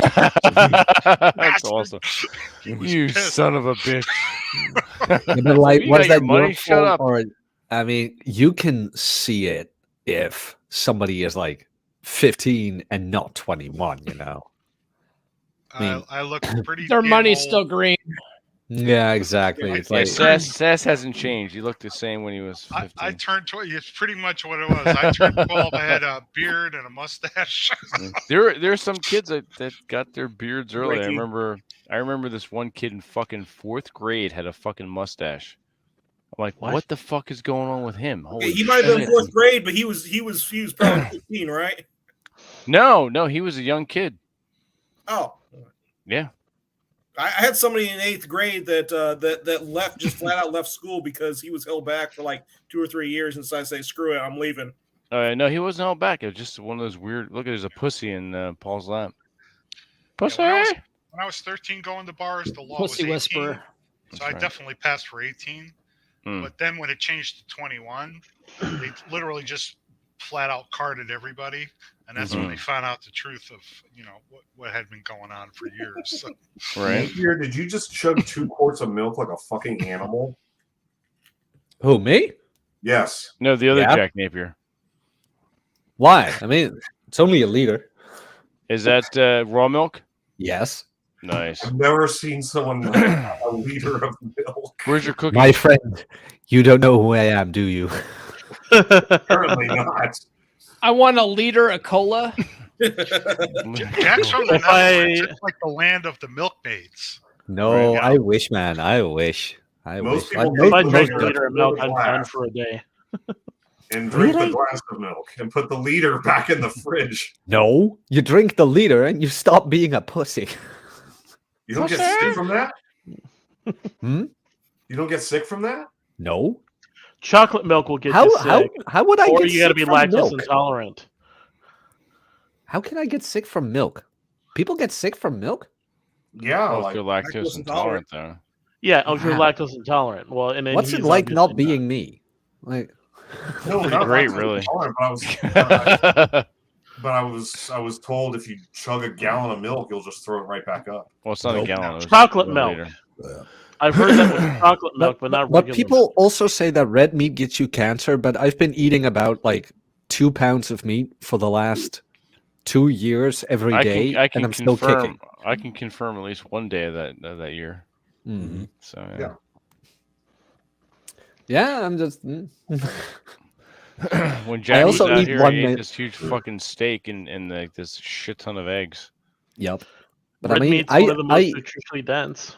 correct. But I mean, I usually do one meal a day because it just saves so much hassle, just so Yeah. much time and. ugh. Yeah. I don't recommend it to clients though, like because I do online personal training and shit like that. Then I usually like give them, or I just ask them like, what do you find fits your schedule best? And some are like, well, 3 meals a day, some even 2, and then later on they figure out like, oh, you only do 1 meal a day. I'm like, yes, but I can do that. It's not something that's set in stone for everybody. Mm. Oh, Like, Jack. I- By the way, Hmm? it's schedule, not schedule. I don't care what you think. That is true. But the best part about that is that That's what happens. that's a I good. was gonna that's a- say, what is Jack? What does Jack call that metal stuff you put on food? What do you call that? What you guys call tinfoil? The other word for it. Is it aluminum, Aluminium. or? Oh, no, I was gonna have him say it. Don't give him that. Aluminum. Ah, But like the Dutch version is aluminium, or Australians say that too. Aluminium. Aluminium. Spit we the also dirty dick call out of it. your mouth. and that's actually correct, believe it or not. Sorry to say, guys. We also call it No, silver it's folding. not. If it's Oh, not it the is. way the Americans say it, fuck you. Exactly. Aluminum. Aluminum. Aluminum. No, but like with the 1 meal a day thing, it saves so much Schedule. time. It just saves so much time. But like I say, I don't go and recommend my habits to clients or whatever. That's mostly the certain guidelines, and then later on, they you kind of fit more things into their schedule, and then they find out, because this is like most personal training is really going against the norm, where it's like, oh, but you need 6 meals a day, right? No, you really don't. Oh, I don't need that. No, try it out. If 3 fits your schedule better, do 3, and like a whole new world opens up to them, because like the normie advice when it comes to diet is just it's so outdated. How do you become a sumo wrestler? I think, in all honesty, that is genetics and a lot of willpower. Actually, what they do eating is a lot they of rice work out, and sleeping. They get up early. They work out all I ate a day, baby. and then at just before bedtime, they eat a 5,000 calorie meal and go to sleep. They take naps in the day too. That's what I've read about it. I don't know if it's true or not. They eat Only one 5 giant, enormous meal and then go to bed. I've heard it's they'll wake up, they'll work out a lot, like a few hours, and then they'll eat a big meal, take a nap, wake up, work out again, eat even more food, then go to bed or something like that. Yeah, but if you work out so much per day, I don't think 5,000 is gonna cut it if you want to gain that much weight. Maybe over time. 5,000 is a lot of calories. Yeah, but I mean, if you work out that much every day, your energy expenditure is going to be through the roof. Again, they're working out on empty stomachs. I don't understand it, to be honest. Like I said, that's what I read. I don't know if it's true or not. Also, Jack's a eat pro. 5,000 calories and go to and bed. he's Dutch. It literally just the fat accumulates in their body differently too. It apparently, like, I guess fat normally is kind of woven into your tissues, kind of like almost, I don't know exactly, but basically they said sumo wrestlers' fat accumulates on top, so it's like it's literally just a layer that's more cushioned than like how normally people Fat's gain fat, weight. bro. Fat's fat, bro. Yeah, Well, it is fat, but I mean, it accumulates in the body differently. It like gathers. No, it differently. doesn't. Yeah, No, but fat's fat, bro. Yeah. Amos, there are certain biological rules you can't go against. It's like they have to Well, eat. no, they're still fat. I'm not saying that they're not fat. I'm just saying is apparently their fat operates a little differently than. Nah. So But you say- they so eat you a say this is more shitload of cushion- they more eat a cushion for the shitload of bucket? carbs and then they go to sleep. That's really what it comes down to. They eat a lot of fucking rice and go to sleep, and that just stores as fat. It's got to be around 10K or something like that. Yeah, I It's mean, like, if they're working out for like a solid, 8 or 9 hours a day, they're sweating heavy and shit like that. Like they're burning calories. Like I see where Jack's going with this. It's. I mean, I'm already at like 3,500 for maintenance, and I these days only work out like 3 to 4 times a week, only for about an hour. So as sumo wrestlers like work out every day for about 3 hours, here we go. 5,000 is nothing. Actually, I think Marty in the comments has the right answer here. They have Wagyu muscles. Yeah. So I'm looking here. They eat 7,000 calories a day. Yeah, that makes more sense. And it said, okay, so here's the thing: sumo wrestlers don't usually suffer from the symptoms of basically obesity. So what's the trick? CT scans reveal that sumo wrestlers don't have much visceral fat at all. Instead, they store most of their fat right underneath the skin. That's interesting. That's what I just said. So it's not. they have normal levels of triglycerides, a type of fat in their blood, and unexpectedly low levels of cholesterol, both which lower their risk of heart disease, heart attack, or stroke. Could you like? I'm Does reading it? here does it- 7,000 to 10,000 calories per day. Yep, that makes more sense. But like, Amos, do you have in front of you what their diet consists of mostly? Because they're not dirty bulking. No, let's see here. So let's see. I They have start at it. 5 a.m. Have it half pound of ground beef or minced pork, Nice. 2 eggs, half teaspoon of miso paste, quarter teaspoon of ground ginger, quarter teaspoon of soy sauce, 1 onion, 6 1/4 cups of fish broth, 4 tablespoons of soy sauce, 4 tablespoons of sake, 3 tablespoons of mirin, whatever that is, 1/4 cup of daikon, 2 medium carrots, 1/4 cup of shiitake mushrooms, 1 bunch of nira, whatever that is. It's a lot of alcohol products too. Mirin's a One bunch type of of green alcohol. onion, a handful of cabbage, a handful of bok choy, 12 ounces of firm tofu. Now I'm into Chinese food. That's like one meal. You're making me hungry, man. Yeah. That's literally just for soup. I'm gonna get another one of these. You should. Yeah, they get up at 5 a.m. and train for 5 hours. Just for the sheer shock value, I would like binge down another liter of raw milk. Just for the reaction. Yeah. See? Aw. Like, you guys ever had like pig belly bacon? Yeah. Yeah, Yeah. stuff Not- is so not fucking lately. good.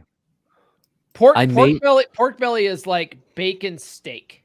Yes. Really? I had last year, I bought like 2 pounds of pork belly bacon in one like this cube thing. And you cut the skin into squares, you put a shitload of salt in it, you leave it for 24 hours, you draw the salt out of like the squares, then you put it in the oven for about an hour. Holy fucking shit. That is so fucking good. It sounds Basically bacon jello. Yup. I'm already getting like a heart attack thinking about it. I want it. Jesus.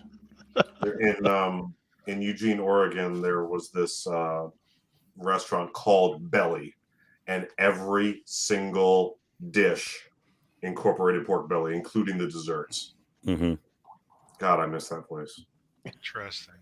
Good food is just such a great, how do you phrase that? It just brings people together. You die happy if you eat good food. That's for sure. Well seasoned food too. Like normally I'm very pragmatic when it comes to food, but with the holidays, it's like, no, proper food. If there's no food, there's no holiday. Get on it, woman. I have a link for the sumo wrestler diet, and there's actually a lot more in there, but I can't post it because on YouTube there. So Can you put it in the private chat? Yeah, I posted the one I found in a private chat. So I posted a video of Jack in the private chat. Uh-oh, Did what's you? Jack doing? Oh, Yeah, Goldfinger, old member. Oh, I remember. Yeah, I remember. I told Rolo to use the. Hello, everybody. I'm from Holland. I'm from Isn't Holland. That was I said, you? Yeah, I told him. I said, get that clip, put it on your soundboard, and play it when Jack comes on. That was you. Okay, good to know. Now I know who to hunt down.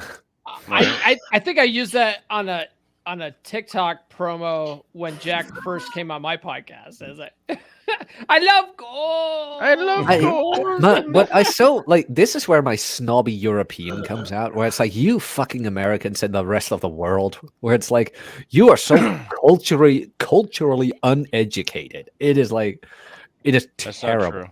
Yes, you are. That's You're an American by that's default. because if it's not Look, you. American, it's not anything. Tell that to Just our know military, that the they rest guard of the you. world looks down on you. You uncultured swine. Yeah, but we have all Yes, the and money. you loved coming here to Philadelphia, didn't you? That was fun. That was fun. Mm-hmm. It was dark. That's what I but thought. You uncultured fuck.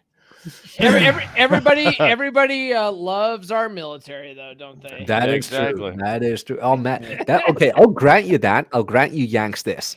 But if I hear like some snobby Dutch guy talk about the American industrial military complex, it's like you do know that they're protecting us, right? Protecting everybody. Yeah, it's like- Literally. We're the world police, so yeah. It's like you do realize that. And we shouldn't be. No, Trump was right about NATO. Just saying. Yeah, 100%.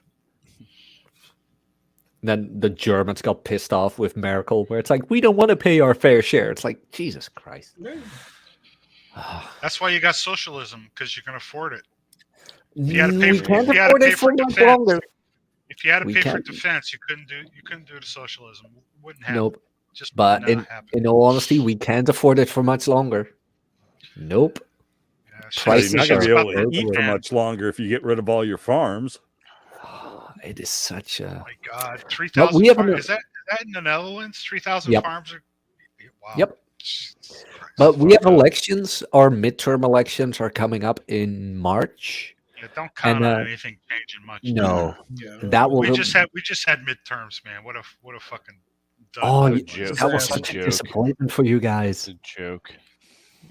Yeah, no, the fucking stupid is strong with all of these people. Yeah.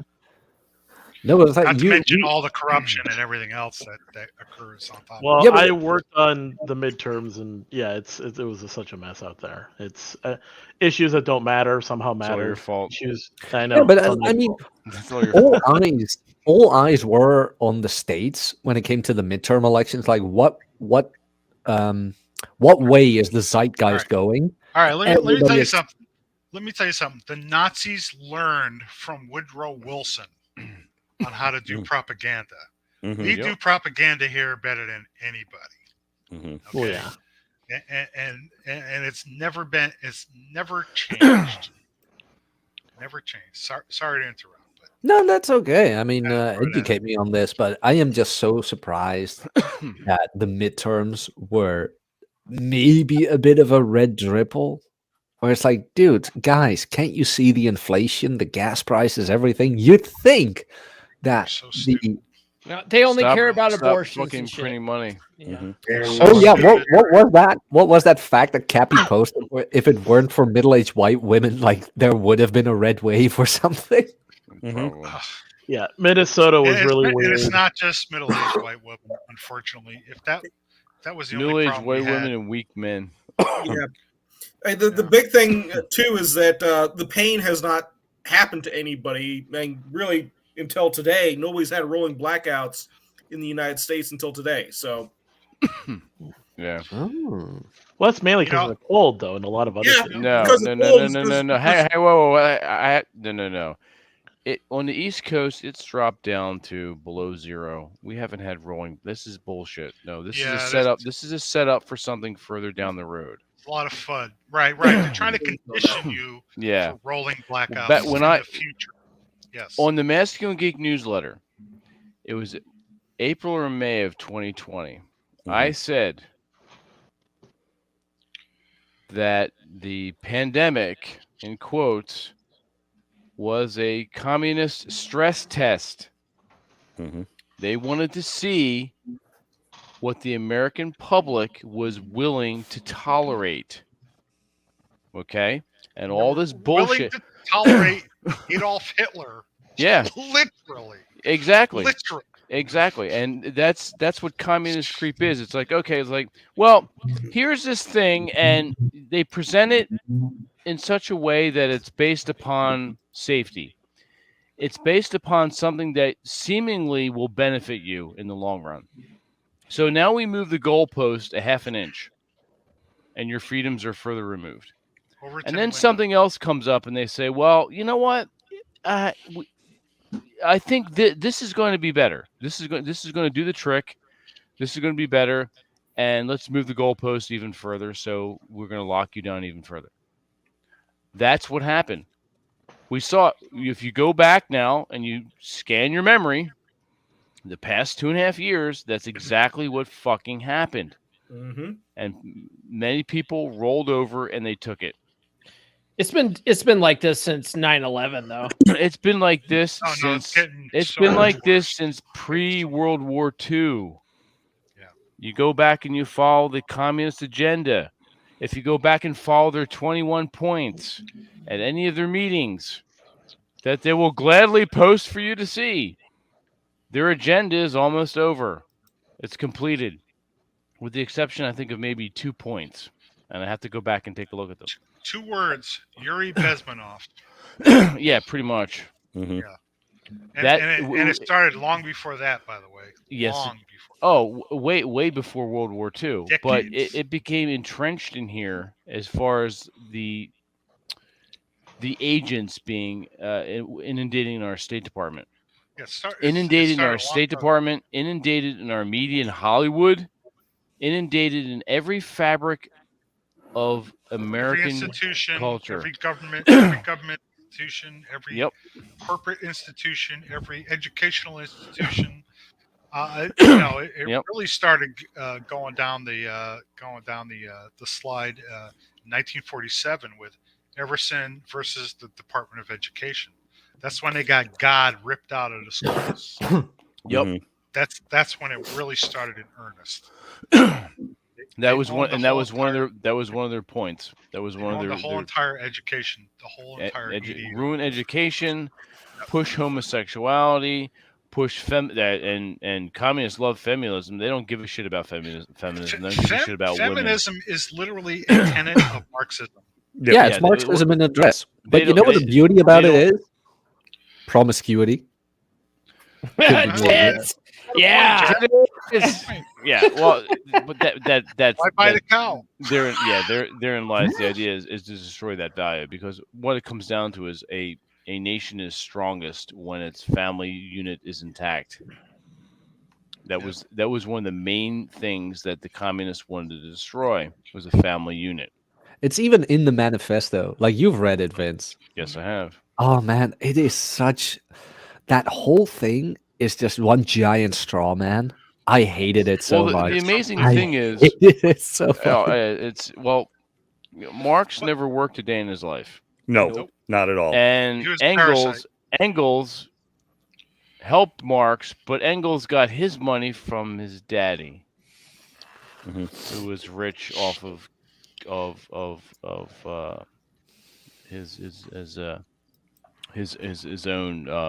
his own work, his own.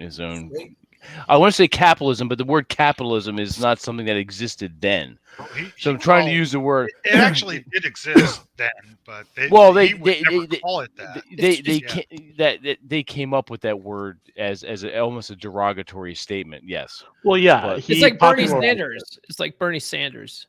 Yeah, pretty much. Never worked a day in his life. Marxism has two speeds: class warfare and identity warfare, and they got both of those down to the floorboard. We're seeing that now, and we're seeing that. Well, we're seeing it happen in real time, because usually it happens slowly over time.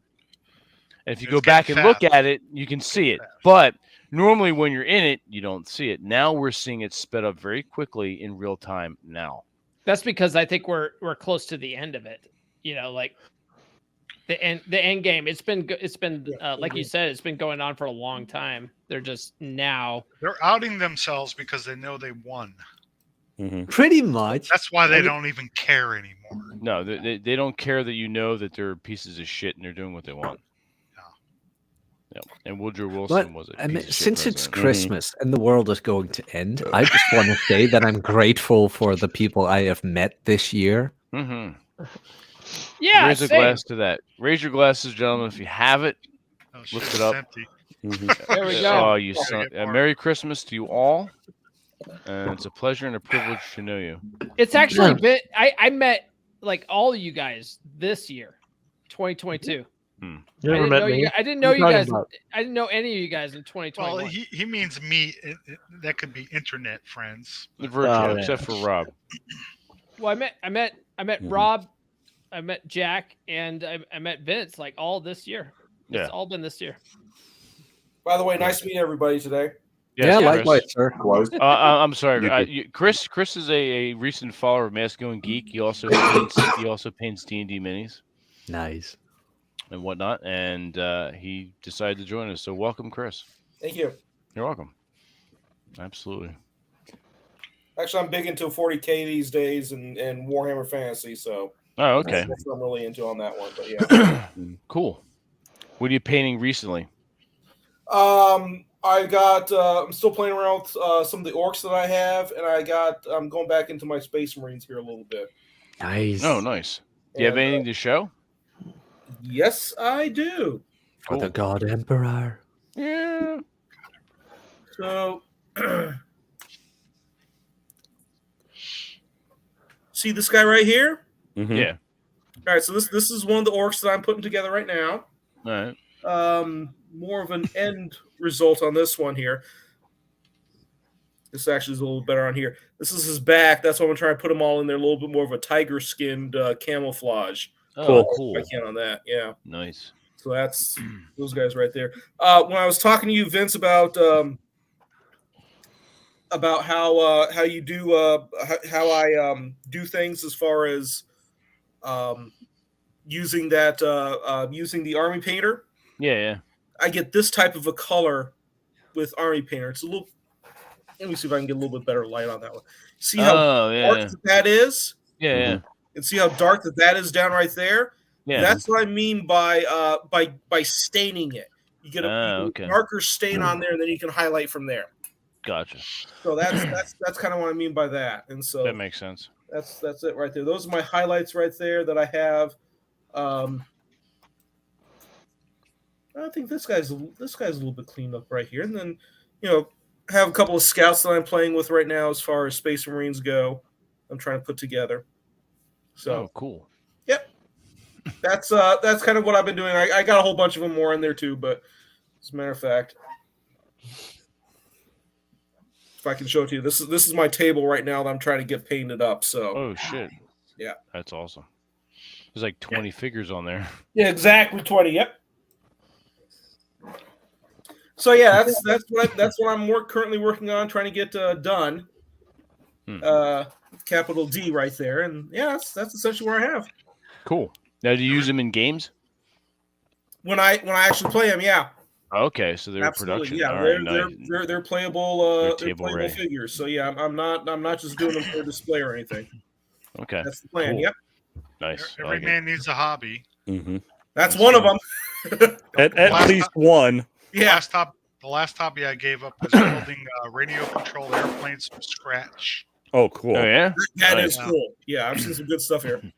I've seen one of the things I've seen as of late on that particular hobby is that people are able to put cameras into their planes these days. And It's like a chip now. You just put it on the airplane. Yeah. Why is it that you got pilot view when you do that when you fly them in and out on that one? That's like I said, that's particularly cool. That's badass. Yeah, I was a little more old school. I didn't put cameras on anything.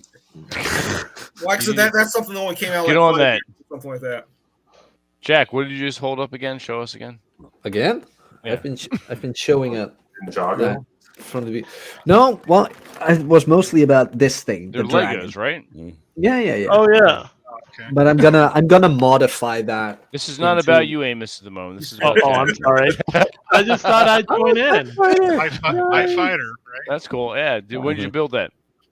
Like, I don't know, a few months ago. It just sits around. Put a motor on it and fly the goddamn thing. Right? I mean, I've shown you guys the little ones. Like, there's this. Hunt that rebel scum. What's that? Is that? Oh, that's the A-wing. Holy shit, dude! Oh, and the A-wing. Oh, there we go. Is that the Nice. UCS? Yeah, that's Yes, the it is. UCS. Nice. Oh shit! That's pretty dope. That's Did Lego? you see the UCS 8080? I did, yeah. Oh my god, that thing is so huge. I got to be picky though because of She said. how much space these things take up. I built about 35 radio-controlled airplanes, and I flew the shit out of them, and I crashed every fucking one of them until they Nice. ended up in the dumpster. That's awesome. That's how you do them. Yeah. And yeah, when I relocated, I sold all my hobbies. I sold everything off. I sold all my guns, all my motorcycles. I sold freaking everything. You still have one motorcycle though, don't you? No, I sold No? everything. Oh Yeah. shit! Yeah, I literally moved out of Connecticut with what fit in a Honda Accord. Holy shit! That was it. I sold a lifetime of collecting, tools, everything. You name it, whatever you can collect in a lifetime. And this was in the divorce? No, this was this year. Oh, okay. Actually, there was a trigger for it. It's kind of heavy stuff. I don't know if I want to bring it up on Christmas Eve here. So, Sure. Speaking of which, I wish everybody a very Merry Christmas, and I'm gonna head out. It's been an absolute pleasure, Vince. Absolutely, thank you Jack. for being Absolutely. here. Merry Christmas, Jack. Merry Yeah, Christmas. Merry Christmas, Glass, guys. if you can See you from soon. here. All right, Jack. Cheers. Later. All right, now we can really talk. Yeah. Actually, I'm going to cut out too. I have, I think, at least a cookie and a carrot to dine on sometime before the 8-year-old wakes up in the morning. So there you go. You Plus leave carrots for Santa? What are you? No, they leave a carrot. They're for the reindeer. Come on. Oh, What's wrong with you, Amos? Got to take a few bites out of all that stuff. All right, Robert. Merry Christmas to you. Thank you very much, Vince. Guys, great talking with you guys. Some of you meeting you and talking to you first time. Obviously, some of you guys I talked to on Twitter, and obviously others in the feed. So all of you have a very Merry Christmas, and anyone watching at home. And I will talk to you guys later. You'll see Wednesday for Raul's game, yeah. Yes. Thank Merry you. Christmas. Oh, you sure this time?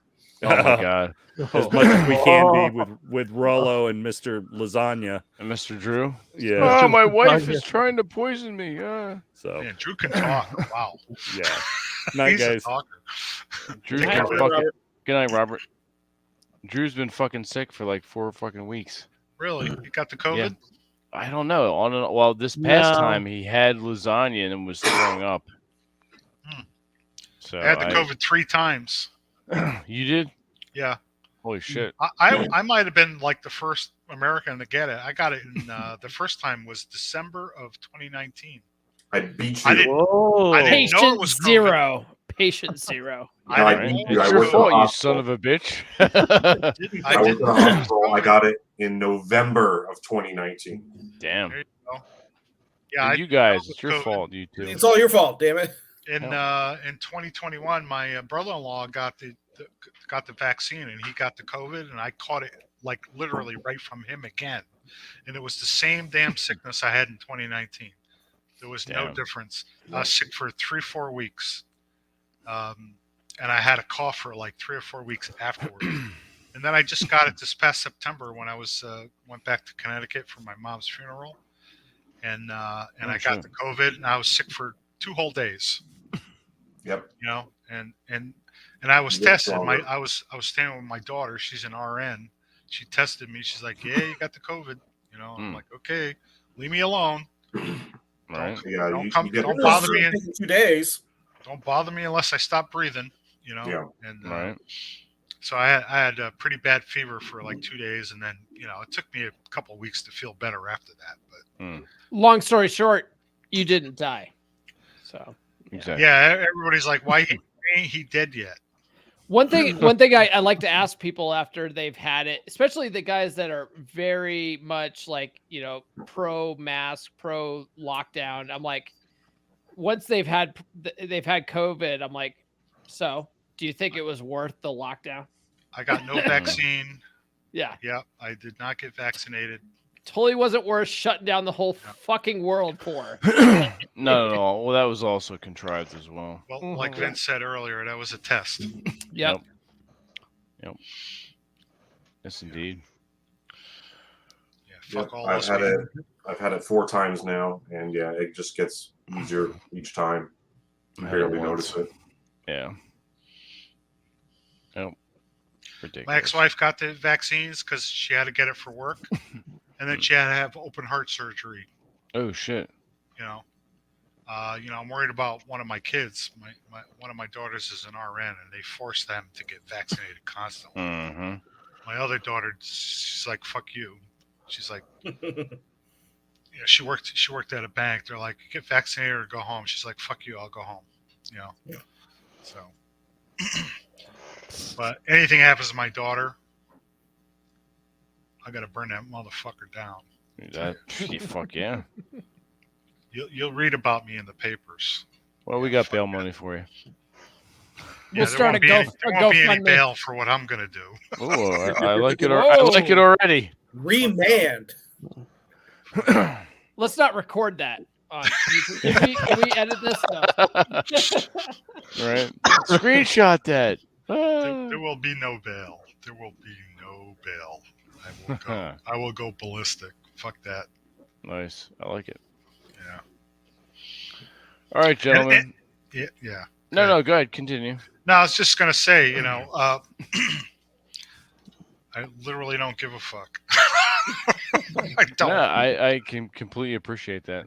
I don't care. I totally get it and understand it. I at my age, I got all kinds of health problems. I never got vaccinated, and I survived COVID 3 times. You're fine. Yeah. Yep. If it kills me, it kills me. I know it was created in a lab by Anthony Fauci. Exactly. So, I already know who to blame in case anything happens. So it's like That motherfucker. Yeah. Fucking weasel. Yeah, if I can get at him, I would. Right? Seriously. Just remember, he was under Trump and Biden, so He's been under everybody. It's apolitical. It's apolitical at this point. He's been there. Oh yeah. He's been everyone's bitch. He's been there since Nixon. He is the definition really of the deep state. He's literally been there that long. Yeah. He was there. He was there during the AIDS crisis. Oh yeah. one of the reasons why we had an AIDS crisis It was because of him. Yep. And to be honest, He I hadn't even fabricated the considered- crisis, or he made it worse. I think he made it worse. a little bit of both. Okay. He probably created it in a lab somewhere. Yep. Oh, it's the Guy's- monkey's fault. Some guy's dude pure fucked a evil. monkey. No, that's not what happened. No, stupid. It's dumb as shit. Well, my neighbors downstairs will be happy that this stream is ending. So anyway, thanks for inviting me, man. You know, Absolutely. Thanks for coming on board. Yeah, we're gonna call tonight, but we're gonna do some housekeeping and play our outro before we go. So, Geeky, if you wish, where can everyone find you? You can find me on Twitter and Instagram, Geeky Anomaly. That'll soon be Mike Steele. And I'm just Good solid a name. citizen of the internet. There you go. Paul, how about yourself? Where can everyone find you? You can find me on the Come On Man podcast on all major podcast platforms. Monday, my guest is Alan Roger Curry, the late great author of Mode 1. It's his last interview. Oh, fuck, really? Oh, yeah. shit. Yeah, Wow. I recorded it at the beginning of November, and then he died at the end of November. Oh, goddamn. So it was amazing though. Like great conversation. So definitely tune in Monday for that. Absolutely. You're going to have ads through it? Goddamn right I am. Dude, this is America. what's your channel again? All right, do this one ad free, you son of a bitch. Come on, dude. I have no control over that. It's on YouTube, so You can turn off mid-roll ads. God Great damn Chat it. Legend ones. Right? Jesus Christ. All right, Chris, where can everyone find you? The only thing I'm in on is Twitter, and that's Chris M. Vogan. There you go. Sast, yourself? Bravo Sierra M4 on Twitter, or That's Sast too long One to Too remember. Many. Somebody write that down. Well, if you show the names, it's in my. All right, I'll show the name. Hang on. Wait for it. There you go. There you There's go. his name. Awesome.